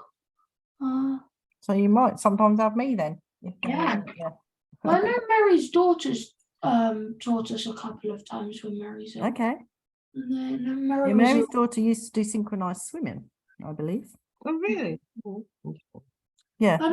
I know Mary was talking about synchronous, because we've got a couple of girls in our group who do synchro. Yeah, Mary was I think you'll find Mary was possibly a GB coach, possibly. for Yeah, well, she synchronized did swimming. teach 2 girls who are in Team GB. Yeah, for I think you'll synchro. find she is qualified. I'm pretty sure her daughter did it.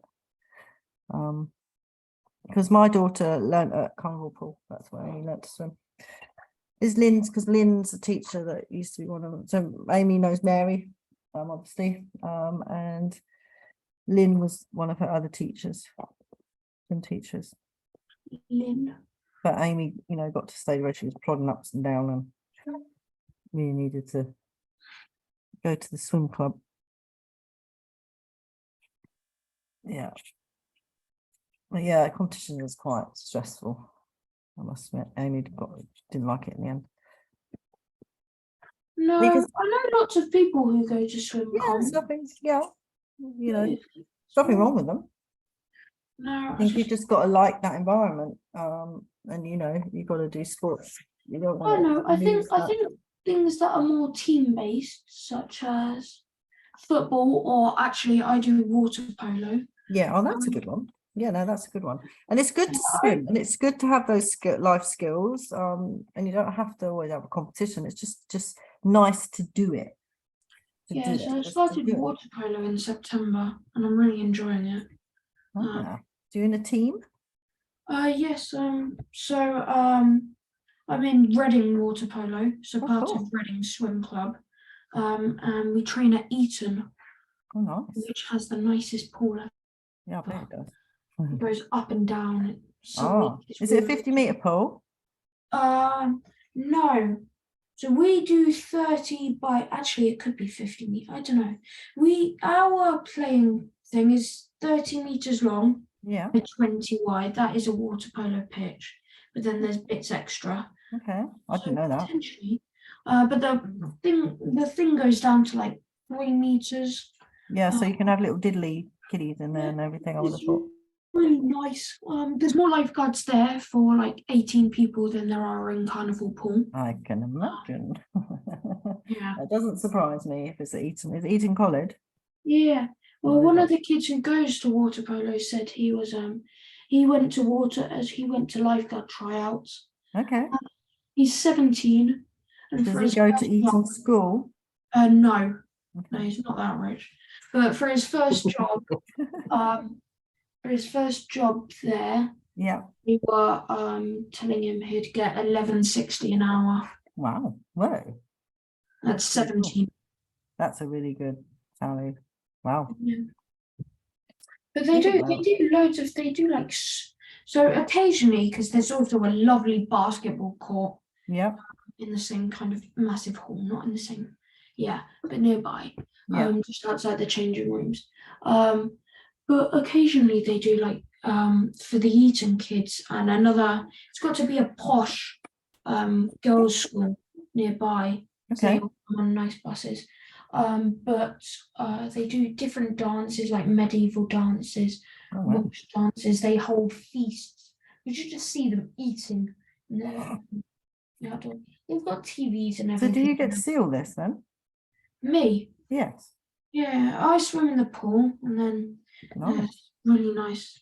I know it's just really nice there. It's nice to have that opportunity. It's nice they open it up so let other people use it. Actually. But yeah, but we might go back to the Reading pool once it's finished. Yeah, they're building it at the moment, aren't they? Yeah, but the thing is, it needs to be at least 3 meters deep. So Oh, to do your like, polo. yeah, Is it done under? Oh, because you've got to jump up and we yeah, and there's requirements under the UK's. okay. I don't know much about water polo. I do know once you've reached stage 7 or 8, I think it's 8, you go, like you say, you go on stage 9, and then you go on to either rookie lifeguard or synchronized swimming, or you can go to water polo. They're all the kind of sort of branches off that you can do once you've learnt to basically swim those skills. Yeah. And you just do it, like you say, for pleasure. It's a good sport to have. I'm all right at swimming, but I'm not particularly fast. I'm not fast either, Jacob. But all these people that go to my water polo are Yeah. all incredibly fast. Half of them are going to the UK nationals Right. and major competitions. I just feel really slow. It's kind of funny. Well, you don't need to be fast. You need to No. just do what you're happy with.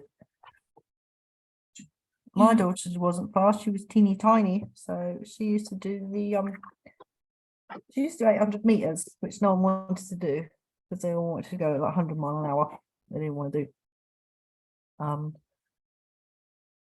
plodding up and down, and she liked to plod up and down. She used to sing songs in her head, and she was quite happy plodding up and down 800 meters. Because I said to her, "How do you not lose count?" She said, "Oh, Mum, you do it in twos." I went, "Oh," and then she's because I couldn't when I first started swimming, I couldn't count my lengths. It's nothing quite simple, but I didn't quite work it out. Yeah, I do it just in try and twos. split it up. Yeah, she counts in twos, and then she said, when you actually do an 800 meter in a race, they actually ring a bell when you're on the last 100 meters. I think. So you do Yeah. get help in it. That's a bit like athletics when you're on your last. Yeah, it's exactly the same as that. So I've just like I said, I dried the layers, and this is my second layering, and I've gone in with my tiny little rigger now, and I've got more of the darker green and just tightened up my leaves. I mean, they're not accurate leaves at all. I've gone beyond some of my lines. I've just kind of, and I've had a little, what do you call it, a vein in them. So I just tidied them up. But, you know, if you lose any part of it, you can just go with your pen and do it if you want. Or when you're done, you can go. I did put a bit of pen afterwards, I think, a bit of squigglies. Because I lost some of my holly on that one by the looks of it. Yeah, so just go in and use your smaller brush. So it's just a matter of building it up. And then you said we're using the green, and then as you can see there, I've gone in with darker colours. So that is the second layer for me. I think that seems to be enough for my one. And I've got darker green under here because I put darker green, and obviously where that came out, it was lighter. So even though I've gone in twice, that leaf there is darker and that leaf's lighter. It's only because underneath I had different color greens. You know, when as a kid, you used to draw like wax. I don't know if they do it anymore, but you used to wax crayon, just random colours on a piece of paper, and then you used to paint over it with black paint. Did you ever do that at school? Then you used to scrape off the black paint, so you had the. Oh, I've done that a couple of times, yeah. Yeah, that's kind of what we're doing here, really. You kind of got the colours underneath are the ones that you're using to create the Well, I object. found it easiest when I made a dark colour, and then I kind of put it into a leaf shape, and then using water on my paintbrush, I'm taking it off Okay, and making cool. it more into a leaf shape. Absolutely. Yeah, you're using your watercolours. Good. I mean, there's no right or wrong way to do any of this. I said it's quite a loose picture. It's not a botanical picture, but you know, feel free to use, you know, add your little tweak to it. It won't look exactly like mine.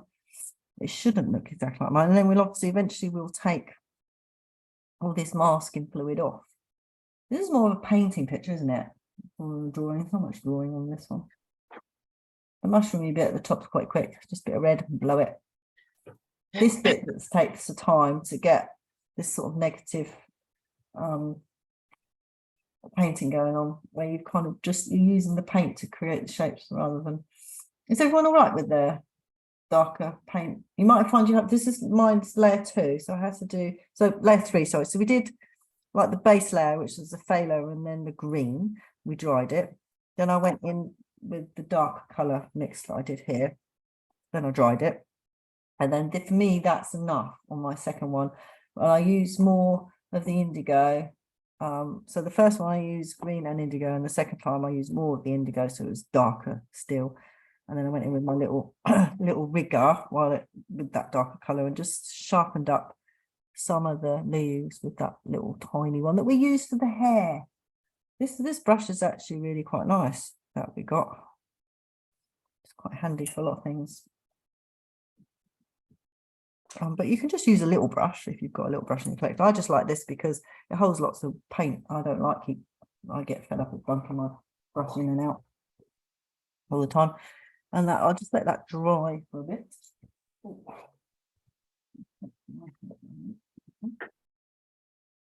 It's Christmas party today.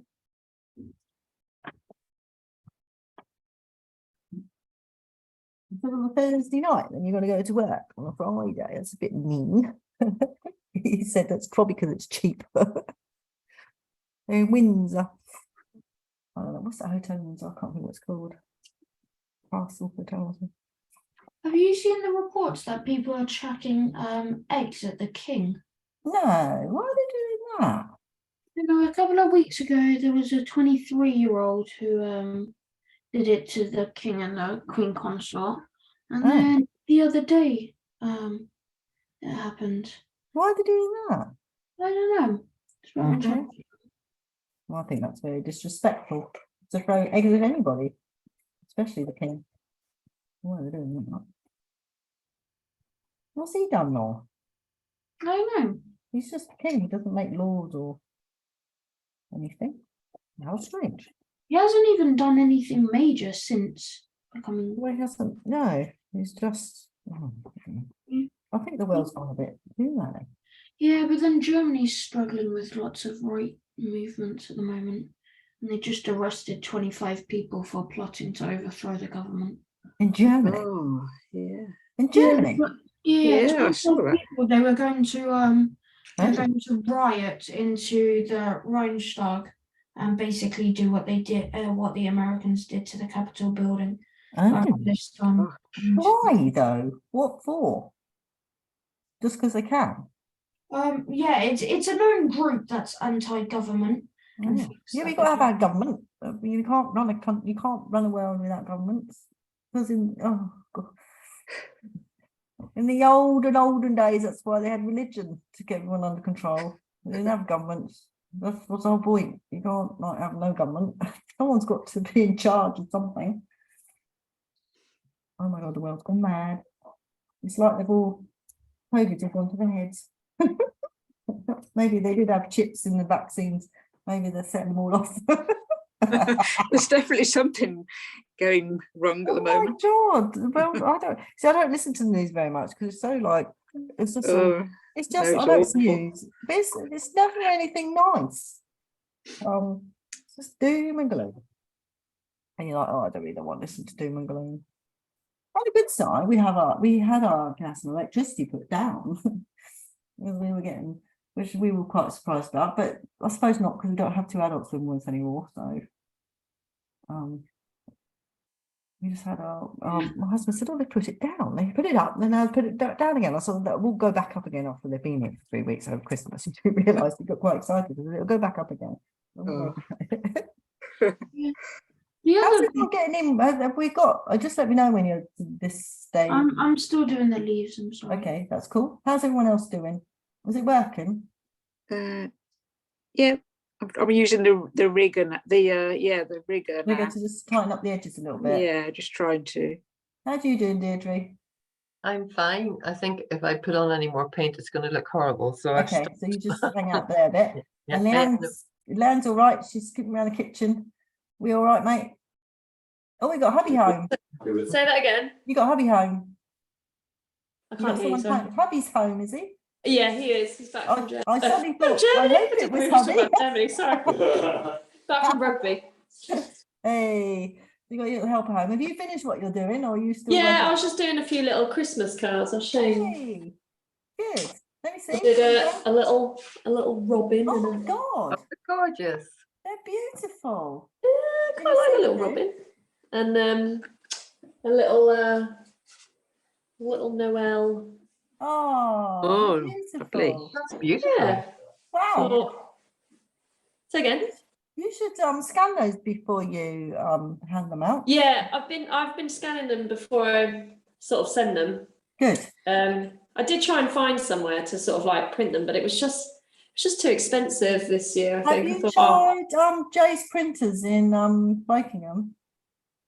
oh, no, I've got a local printers in Windsor, and I did ask them, but I think even for like printing half a dozen or something, it was sort of like £40. Oh my God, no, it shouldn't be that expensive. Yeah, Definitely and that I expensive. thought, yeah, I might just scan them in and this year, and then I'll You work it know, out. you can print them yourself. You just need blank cards. Yeah, don't I need like a really decent printer for that though? No, not really. No. Oh, Just need to experiment, Leanne. We've got a printer that we've had for the kids since they were at junior school. My printer still works all right. It just depends on the quality you want. If you want to sell them, obviously you've got to. oh yeah. Differently. No, they're But just it for depends. well, the You can cost of sign stamps. them, then you can sign them and make them a bit more personable, can't you? Yeah, the cost of stamps this year. We're only going to do a few, so I was Yeah, like, well, this is I paint them. can't believe that either. Ridiculous. You can make electronic ones with those as well. Don't forget. Yeah, that's what I thought. I thought if I scan them, I can always You can then get these apps that they open up, and you can kind of make a little card. yeah, digital Sure. e-card, whatever they're called. Yes, absolutely. So it's Yeah. not ways. Because once you've got it, then just keep it in a little library. So you've got Yeah, that's what I they're thought. beautiful though. I really like those. Well done. Yeah, I did a Christmas tree one last week actually. That was quite a good one. Hey, well, I like that one as well. Yeah, It's nice. like with a bit of a splattering of the Oh, yeah. colours. Gosh. Yeah, I like that though. That's very loose. Nice. Oh, and Leo's done a ball for the entry. Has he? Yeah, he did a How did you do ball. that? He had a template and then he had a load of paints and he's just gone mad on it. So So good. Put it in then. I'd like to see it. yeah, he's done his. I've got a picture of him doing it in case anyone Hey, so you need to put that in as doesn't well. believe. So He when absolutely put it something- under the comments, put him on there as well. Well, So you he did just it. loves colouring in all of a sudden. I mean, I love it obviously, but he'll just happily sit there and he holding a pencil colouring in. It's nice. Oh, he's at that age now where you quite happily colour and it's nice. Yeah, You can go to restaurants then eventually and he'll sit and Yeah, colour. well, yeah. Oh. Somebody buy a load of colouring in books that he can just scribble on, and just experiment. Absolutely. They won't follow the lines. Mine never did, ever. No, but he is funny. He'll go to like little sections on like the picture to like Yeah. try and do it. And I'm Oh, like, God, bless him. Oh, Obviously, takes after his mother with his artistic skills. yeah, let him experiment. That sounds really cool. I'll send it I'd love to through. see what he's been up to. I will. All right. And I will catch up with the others and I'll see you next week. See you next week, Leanne. Lovely to see Bye, you. Leanne. Stay Take warm, care. everyone. Take Bye. care. Bye. Bye. How you doing, Jacob? Mate, I'm fine. I think I've just finished up on the leaves. Cool. Lee, and how's everyone doing? Else doing? Good. Good.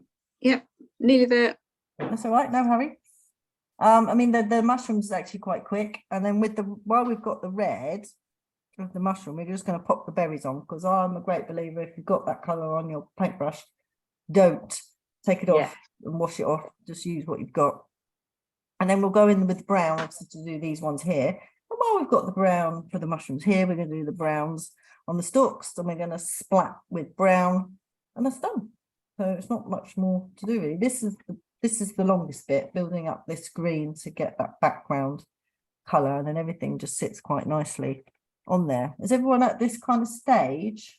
Mhm. Yeah, I'm there now. So I'm just going to change my water, because I've got green water here. So I'm actually, if Oh, you've yeah. got green water, you're using red, you might want to Yeah. give it a quick change.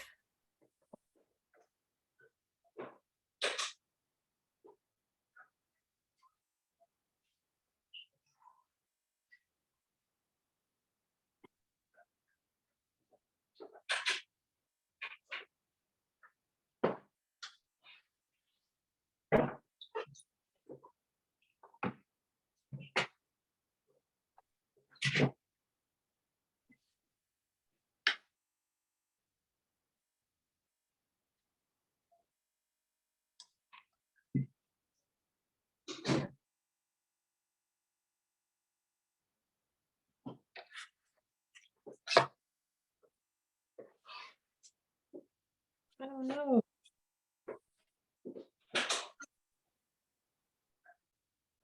Who said, oh no? Me? What have you done? I was just to see if I could take off the masking fluid, and it tore the paper. It was only a tiny little dot at the Yeah, edge. you need to wait for it to dry, Deirdre. Yeah. Just really wait for it to dry. Yeah, it's not ready. Yeah.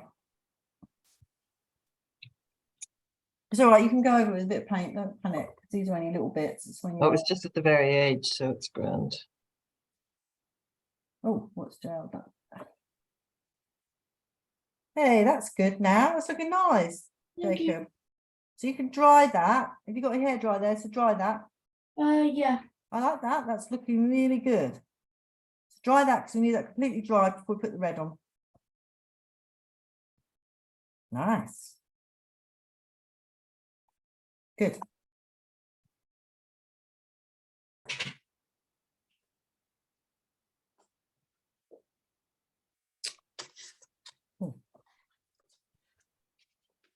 Oh, so I've been feeding the poor little birds. I thought I had bird food. I don't have bird food, so I haven't got some of my bread out of the freezer. Bit naughty, but they can't eat anything. Well, all the little blue tits and stuff. I need to go get some bird food tomorrow, because I do like watching them come in the front there. Tiny little things coming in and getting food. Bless them. Are you drying it, Jacob, at the moment? Yes. Okay, cool. Just let me know when you're ready to put the red on. Did you all right? You've got yours. Yes, I'm good to go whenever. Cool. So we're going to be using a red of some sort. I've got Camion red, or I've got a Windsor red. My Windsor red's got a bit of black in it, so that's not clever. So any red, vibrant red that you've got, let me just wipe that Windsor red. I'm terrible at dunking the brush. I don't clean it. And it's a bad practice. Don't do it. The only time it's good is if you want kind of abstract colours, when you get random colours, because your palette makes colours and you don't do it. And it's so mucky. So we're going to use our straw for this, and we're going to use wet and wet. And then what we're going to do, so we're going to drop in water here, and then we're going to drop in the red, and then we're going to blow it out the top here, and you can blow it. And then we've got, obviously, I'm all good now. you're good, cool. So we're going to drop in water here, Jacob, and then we're going to use a red. You choose what's red. Now, when you first put on the first layer, I think I dropped in a bit of orange by looks on that way, so we can add a little bit of orange on this side as well. And then I blow the paint, and then I have to go back in and add a little bit more red because it's a bit thin, because we want it darker underneath, so we get that kind of roundness of the mushroom. And it's the same treatment with these two. So I dropped red and I dropped orange by looks of it, and I dropped red and dropped orange. This one I plonked a load of masking fluid and couldn't get it off, so that's why that's got lots of white on it, but it just adds to the effect of it. And then I got my straw and I just blew it out the top. It's very random. I had a bit of an accident here, as you can see. So, you know, it's an experiment. You're not going to get, it's not supposed to look perfect. It's supposed to look very loose. So it's for you to get used to how these paints work. And while you've got red out in your palette, just put your little berries on where you want them. So that's what we're doing for this stage next. So I'm just going to wet my big mushroom. It's green paint by the looks of it. That's not very clever. It's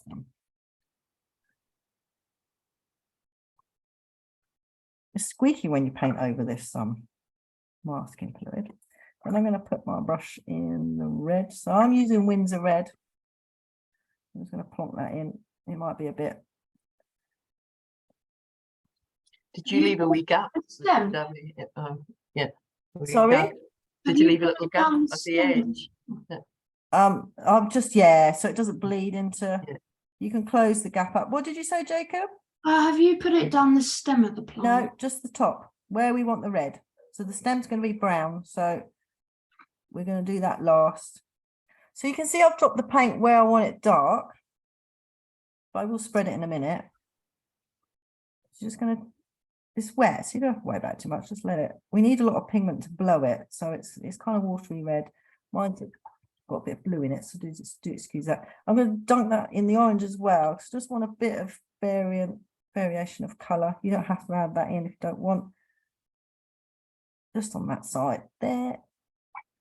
And then do excuse the blue. I haven't cleaned my brush very well.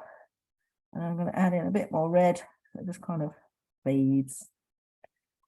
Then clean my brush and just kind of fade these. So it's just water on my brush now. Just kind of let them mix in with each other.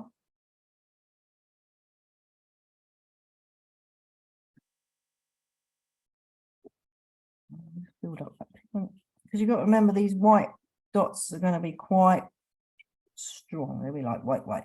And then when you're quite happy, you can close up that little gap. I try and keep a little gap in between colours that are damp. Like that. And when you're happy, I'm going to do these little ones last because my arm's going to go in the way. So I'm just going to deal with the big one first and then go in and do the smaller one. And then you can just blow it. You can tip it and blow it. You don't have to do this if you don't want to. It's quite random. And you can blow it sideways. You can add more paint. You can just go back in. Oh, And add more paint. It is very random. You might not get what you want. I'm going to add a little bit more paint. So I'm just going to blob paint here at the top. We're going to blow it off, blow it out. So it explodes out the top. So I'm just adding pigment on this at the moment. I like this. It's quite cool, isn't it? The blowing. I like the messiness of it. Sorry? I like the messiness of it. Yeah, it's messy. What's going As you there? can see, it's just sort of blowing out the top there. And if you want it to be like more red, you just add in. You just keep going in and you can take your brush out. You can go beyond the top of the mushroom if you want to. I've just now gone beyond the top of mine and I'm going to blow it.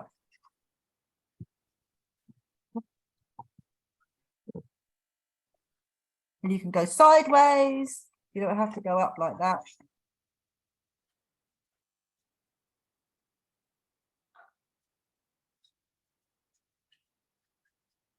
I'm going to add in some darker red as I'm blowing away most of the paint on the top here, but that's fine because I can go in and add darker in a minute. I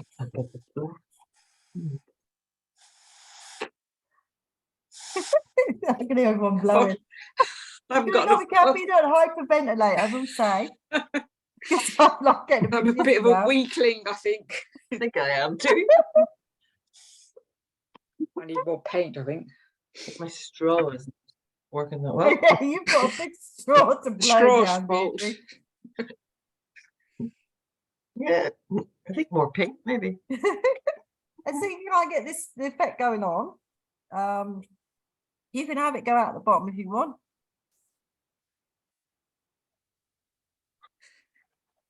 Oh. And obviously, that making me a bit dizzy now. I have to stop. And now that I'm going to add in, now I've got like the paint splattered everywhere. I'm just going to go a little bit darker with the red. So I'm just add a little bit darker under here. It's still damp, so it'll just sit underneath here. Excuse me. It's a bit, makes you a bit dizzy. It does. Be really careful. Health warning, blowing with a straw. Be really careful. Please do not pass out watching this video. Oh. You can stop, it won't dry out. You can just add more water and it will carry on doing its thing. And so I'm just adding in a bit more red. I'm not worried about this because this is going to come out white. Don't forget, I'm going to peel these off. So I'm actually just going to leave that now, that one, and let the water and the paint do its thing there. I'm quite happy with the splatting on that. I'm just going to leave that. I'm just going to work on these two little ones. The same thing, really. Add a little bit of water. You haven't got as much blowing to do. I don't know if I blew these. Oh, I did blow on them. So tiny little bit of water. And then add in, oh, where's my red? Add in my red. And I always do it at the bottom where I want the dark. And then the water's funny. It just pulls it on its own. Just takes it. Inertia, whatever the word is. It's probably a posh scientific word for it. Probably than that, but we'll use that. And I'll put a bit of orange just to go with the other one as well. On that side, on that side. And then go in with just a damp brush. Mix it around a bit. I think what did I blow these ones? Oh, I'm not blowing them that way. You don't have to blow these if you don't want to. Just be careful if you're getting a bit dizzy now. Don't overblow, pass out on me, Jacob. You I'll still be there? fine. Still there? Yeah. Oh. Thank you very much. None of you passed out, I can see you. So I've just done the same thing with the little ones. You can just leave them as they are. You don't have to blow them at all. I did in my picture, so I will blow them in this picture. So there's quite a lot of paint you can probably see. There we go, loads of paint there like that. And I'm just gonna blow that one. I'll probably blow that one upwards. Not too much. Those little ones. Let them sort of sit there. Let's get rid of that. No, you don't talk to each other.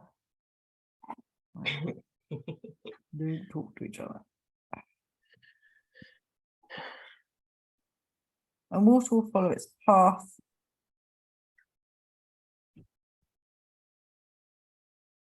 Just want that to be a bit faded at the top, so I'm just adding. It's got water on my brush. Let's take a bit of paint off. You don't forget you've got the masking fluid underneath that will give the red dots. So don't forget that.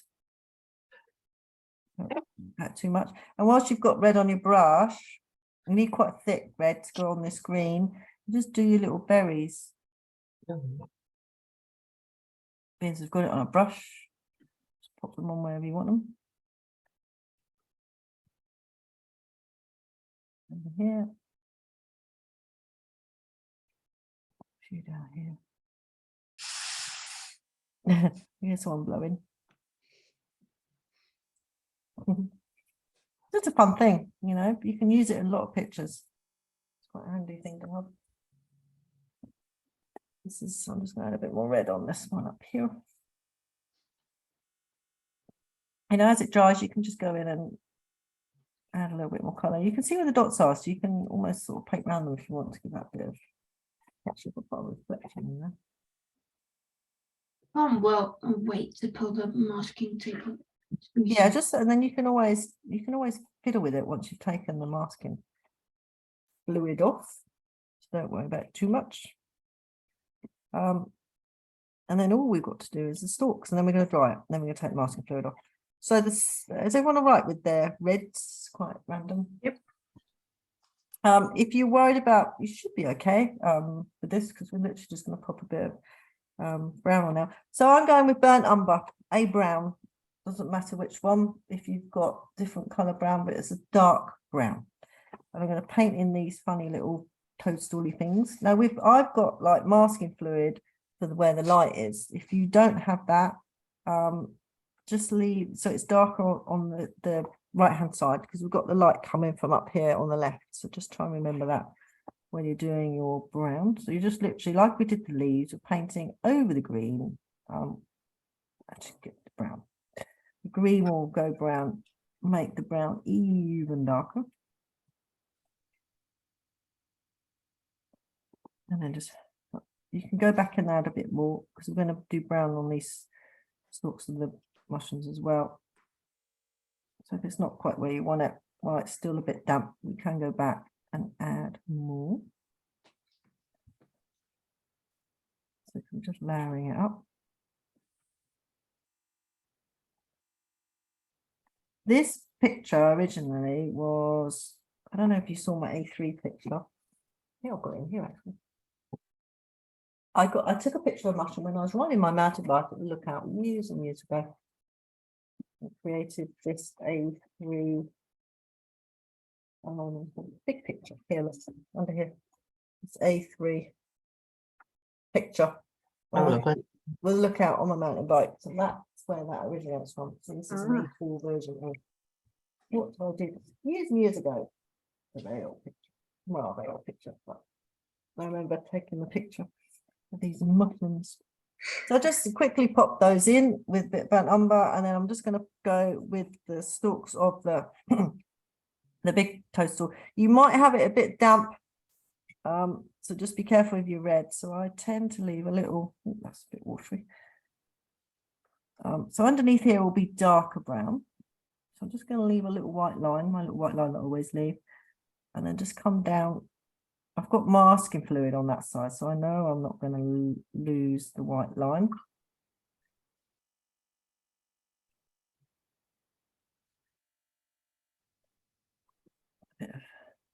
Yeah, I might dry that in a minute, but I want it. That's, I'm actually going to blue some of this stalk stuff down here. I quite like this blowing larky. I'm going to blue that down there. You don't have to do this. I did it on my one. I did here. Where is my straw? If you're feeling dizzy, don't, please don't do it too much.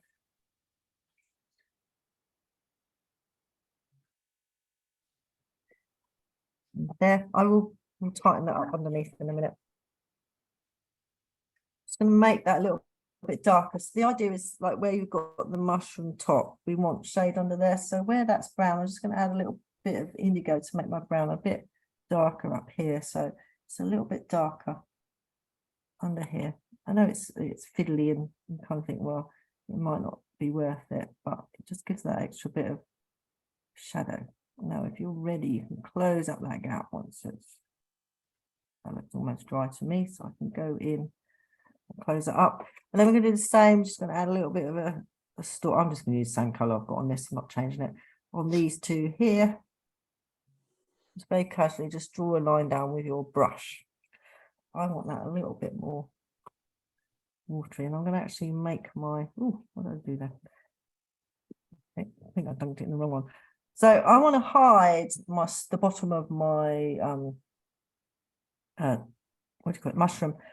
So I've just gone in with a bit of green, and I'm just going to wiggle that around, and then I'm going to kind of blow that so it kind of just disappears into the rest of the picture. Best bit is when we take this knife to it.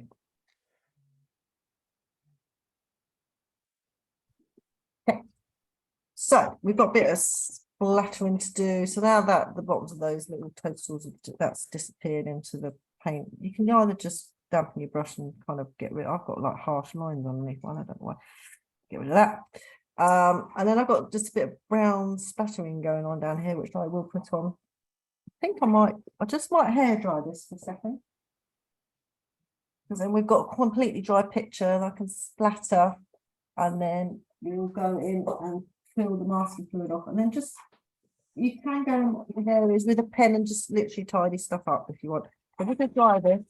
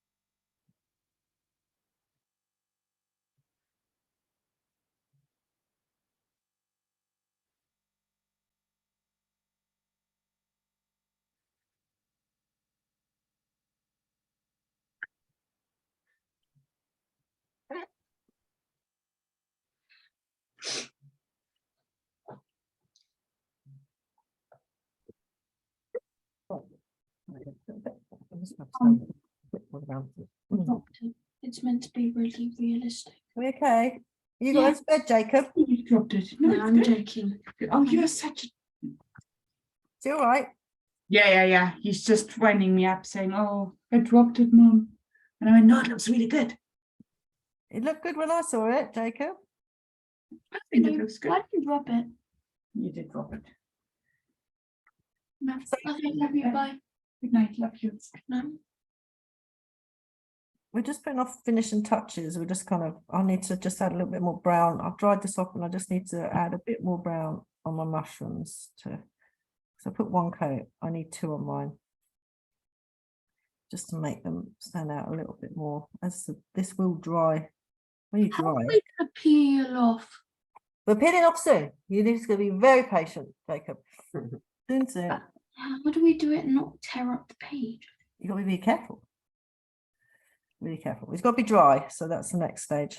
So I'm just going to add. So I put dark underneath the mushroom here for his stalky thing. I'm just going to take that off.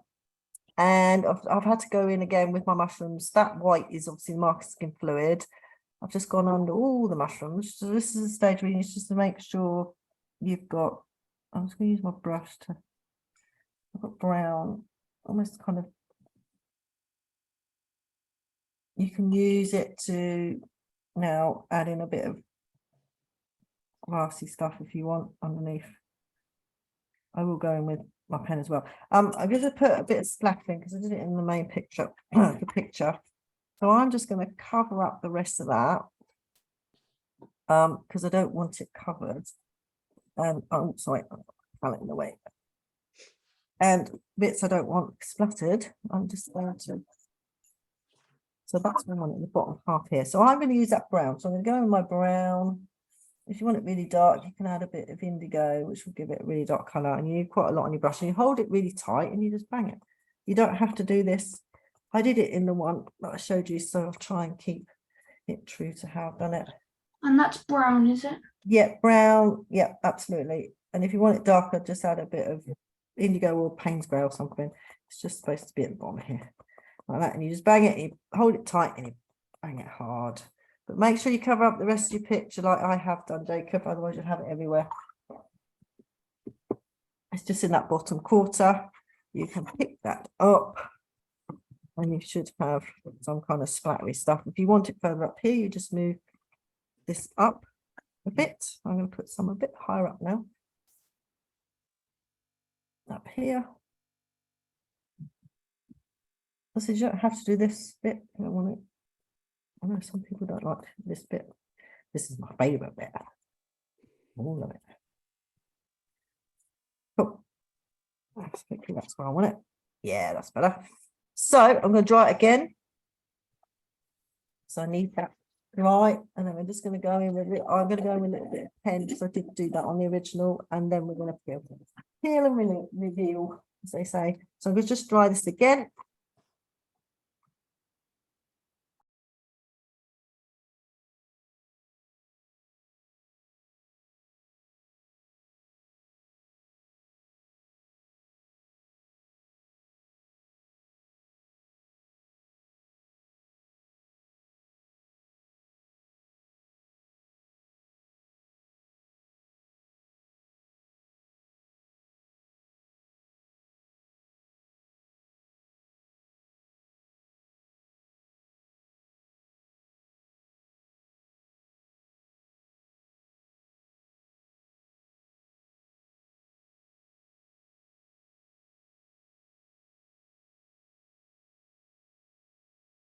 Right, getting to exciting bits now.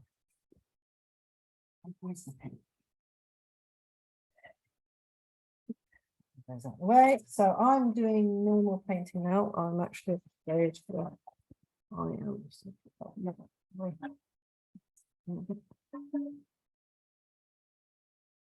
And so just tightened up the edges with my pen. If you want to. Oh, what have I done? Not something. It's me again. That's me. Don't worry. Not. Look at that way. That's better. I don't know if you can see I had a bit of pen in around the edges of, and I did go in and just tighten up some of the leaves because I'd lost some of the edges and I did squiggly what's its faces round stuff. You don't have to do any of that. Feel free to just leave it as if this is like a pure watercolor and we're going to peel that off in a minute. I'm just going to do stuff that I did on the picture. So I'm just going to tighten stuff up with my pen very loosely around my mushroom.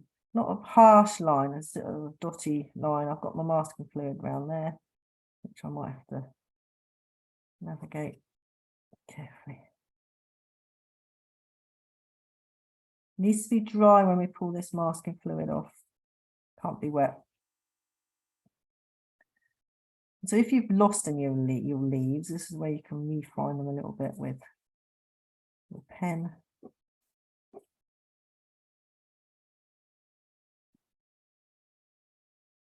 In January, we're doing a bit of sticking and on newspapers, you've got to prep it first before we even come to Art Club. But I'll explain. It's something I saw when I went to an exhibition in the summer to the, where was it? Tate Britain. It was part of the Windrush exhibition. Very interesting. And they had this portrait on a newspaper. Well, it was on a ticket, I think, on some train ticket. But I think we're going to do ours on a piece of newspaper. We've got to get the newspaper prepped because then we go on it. That's one of the things we're doing in January. But I haven't decided what portrait yet. There's a particular portrait you prefer. So you can see I'm just tightening this all up with my pen. I've just gone around a big mushroom. I'm just going to go around these little ones, define them a little bit better. Just very loosely, not harsh lines. Just going to give them some squiggles underneath my grass. You know what I'm like with my grass. You don't have to do that at all. You don't have to do what I'm doing. This is how I do stuff. But feel free to take bits you like and leave bits out you don't. I will not be offended at all. Some people like it pure watercolor. I'm not bothered. I like to create something that, so that it was taken when I was on my bike, this picture. I just want it to feel like the wild woods of Bracknell, basically. Look out. Okay, that's got my, I'm happy with that. That's cool. So you can see it. So let's just that. Yeah. So how are we all ready? We're all ready to peel off our white stuff. How's Jacob doing? Jacob disappeared. Jacob's very excited to do the white stuff, aren't we, mate? That's what you're waiting for. Paper needs to be dry. So you need to dry it. It needs to be fully dry before we do this. So you need to be at this stage. And what you do is, how are we doing? Is everyone at that stage? Oh, wait, everyone. 2 of you at this stage. Yeah. So you're just going to very carefully rub. You see that coming off there, look, like a bit of skin. Yeah. And you've got it very gently, and it rolls off like that. And it'll go everywhere. It's annoying. So just pile it up like that. Very gently. It's very exciting to go. Do not do that. You will rip your paper. So just very gently choose a spot and just very gently pull it. And once you've got it, very carefully pull it off and put it to the side. I said it's lovely stuff and very tactile, and the temptation is to just really rub your finger over everything to pull it off. And you will rip your paper. And see, I'm just gently. The beauty of this stuff is you've got that lovely white paper underneath. And sometimes you don't realise where you put the masking fluid. If you've got a, there you go, just try to put it off. The reason why I pick it up is so I don't go a bit too crazy with it. So we just kind of pick them off. Yeah, it's just so you don't go crazy and pull it all off in one foul swoop, basically. And I don't think your mum would really want it all over her office, so you can just pile it up on the Feels side like there. a gel. Sorry? Feels like a gel. Yeah, it's lovely. It's quite tactile. I said, the temptation is to just rub your finger over everything and pull it all off. I wouldn't advise it. I love using this stuff, but the drawback is it will rip your paper. It can, even if you try the hardest and you still do all this. Sometimes it does. It's very annoying when it does that. You can kind of sometimes patch it up. There you go. I'm going to leave mine till the morning till it's definitely dry. Yeah, I mean it's lovely. It's a fun thing to do. You see all that? It's lovely now. So I've got it on this sort of stalk here. So if I pull that off, I've got quite a long. So don't be tempted to do what I'm doing here, like this. You see this? Yeah. Don't do that. Just gently pull it.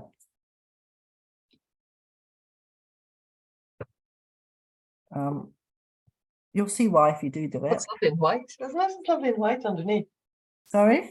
It's lovely in white underneath. Yes, I mean it's a beautiful stuff to use.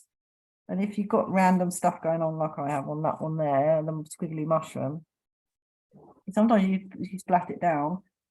We will be using it for the daisies.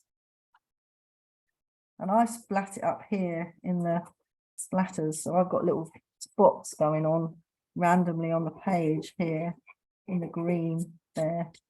But kind of, and if you've got a patch and you don't want it white, you just go in with a bit of paint and colour it back in again. So it's not a big deal, but it's a nice way to preserve paper. You just have to wait for it to dry, and you have to learn how it works, like all the art thingies. And sometimes it goes wrong, like everything in art, it doesn't always work. So that's a big bit here that I've got, so I need to be really careful, just nudging it with my finger gently. And then, don't be tempted to pull it off like those big strips. I mean, I get tempted as well, so I won't say I don't. And if you lose, like, if I want to define the edge of that mushroom bit for a while, I was just going to go in my pen and just go in and define it a little bit more. If I've got like big white lines, that's fine. That round like so. Let's pull it off. So, and then these ones here, this is white here. And I said, if you find it's too white, you can just go in and add a bit of paint over the top. If I decide this is too white, and I don't mind it white, I think it looks quite nice. If I want stuff, just add in a very light brown and it will just tone the white down. So you never overdo it, you just go back in and fill it in, really. You've got to try and remember where you put it, you know, feel where it is. I've got some on these little mushrooms. How you doing, Jacob? Are you all right? You haven't ripped your paper? Yeah, but my hairdryer sprayed it all, so I've kind of just got What's it done? like made big lines in it. I know. I'll show you a photo when I'm finished, and Okay. you'll understand what I mean. So like, and then if you've got, like, I've got edges here, I'm just going to tighten up with my pen a little bit. Because I was quite loose with the masking fluid, I just threw it on in some spots.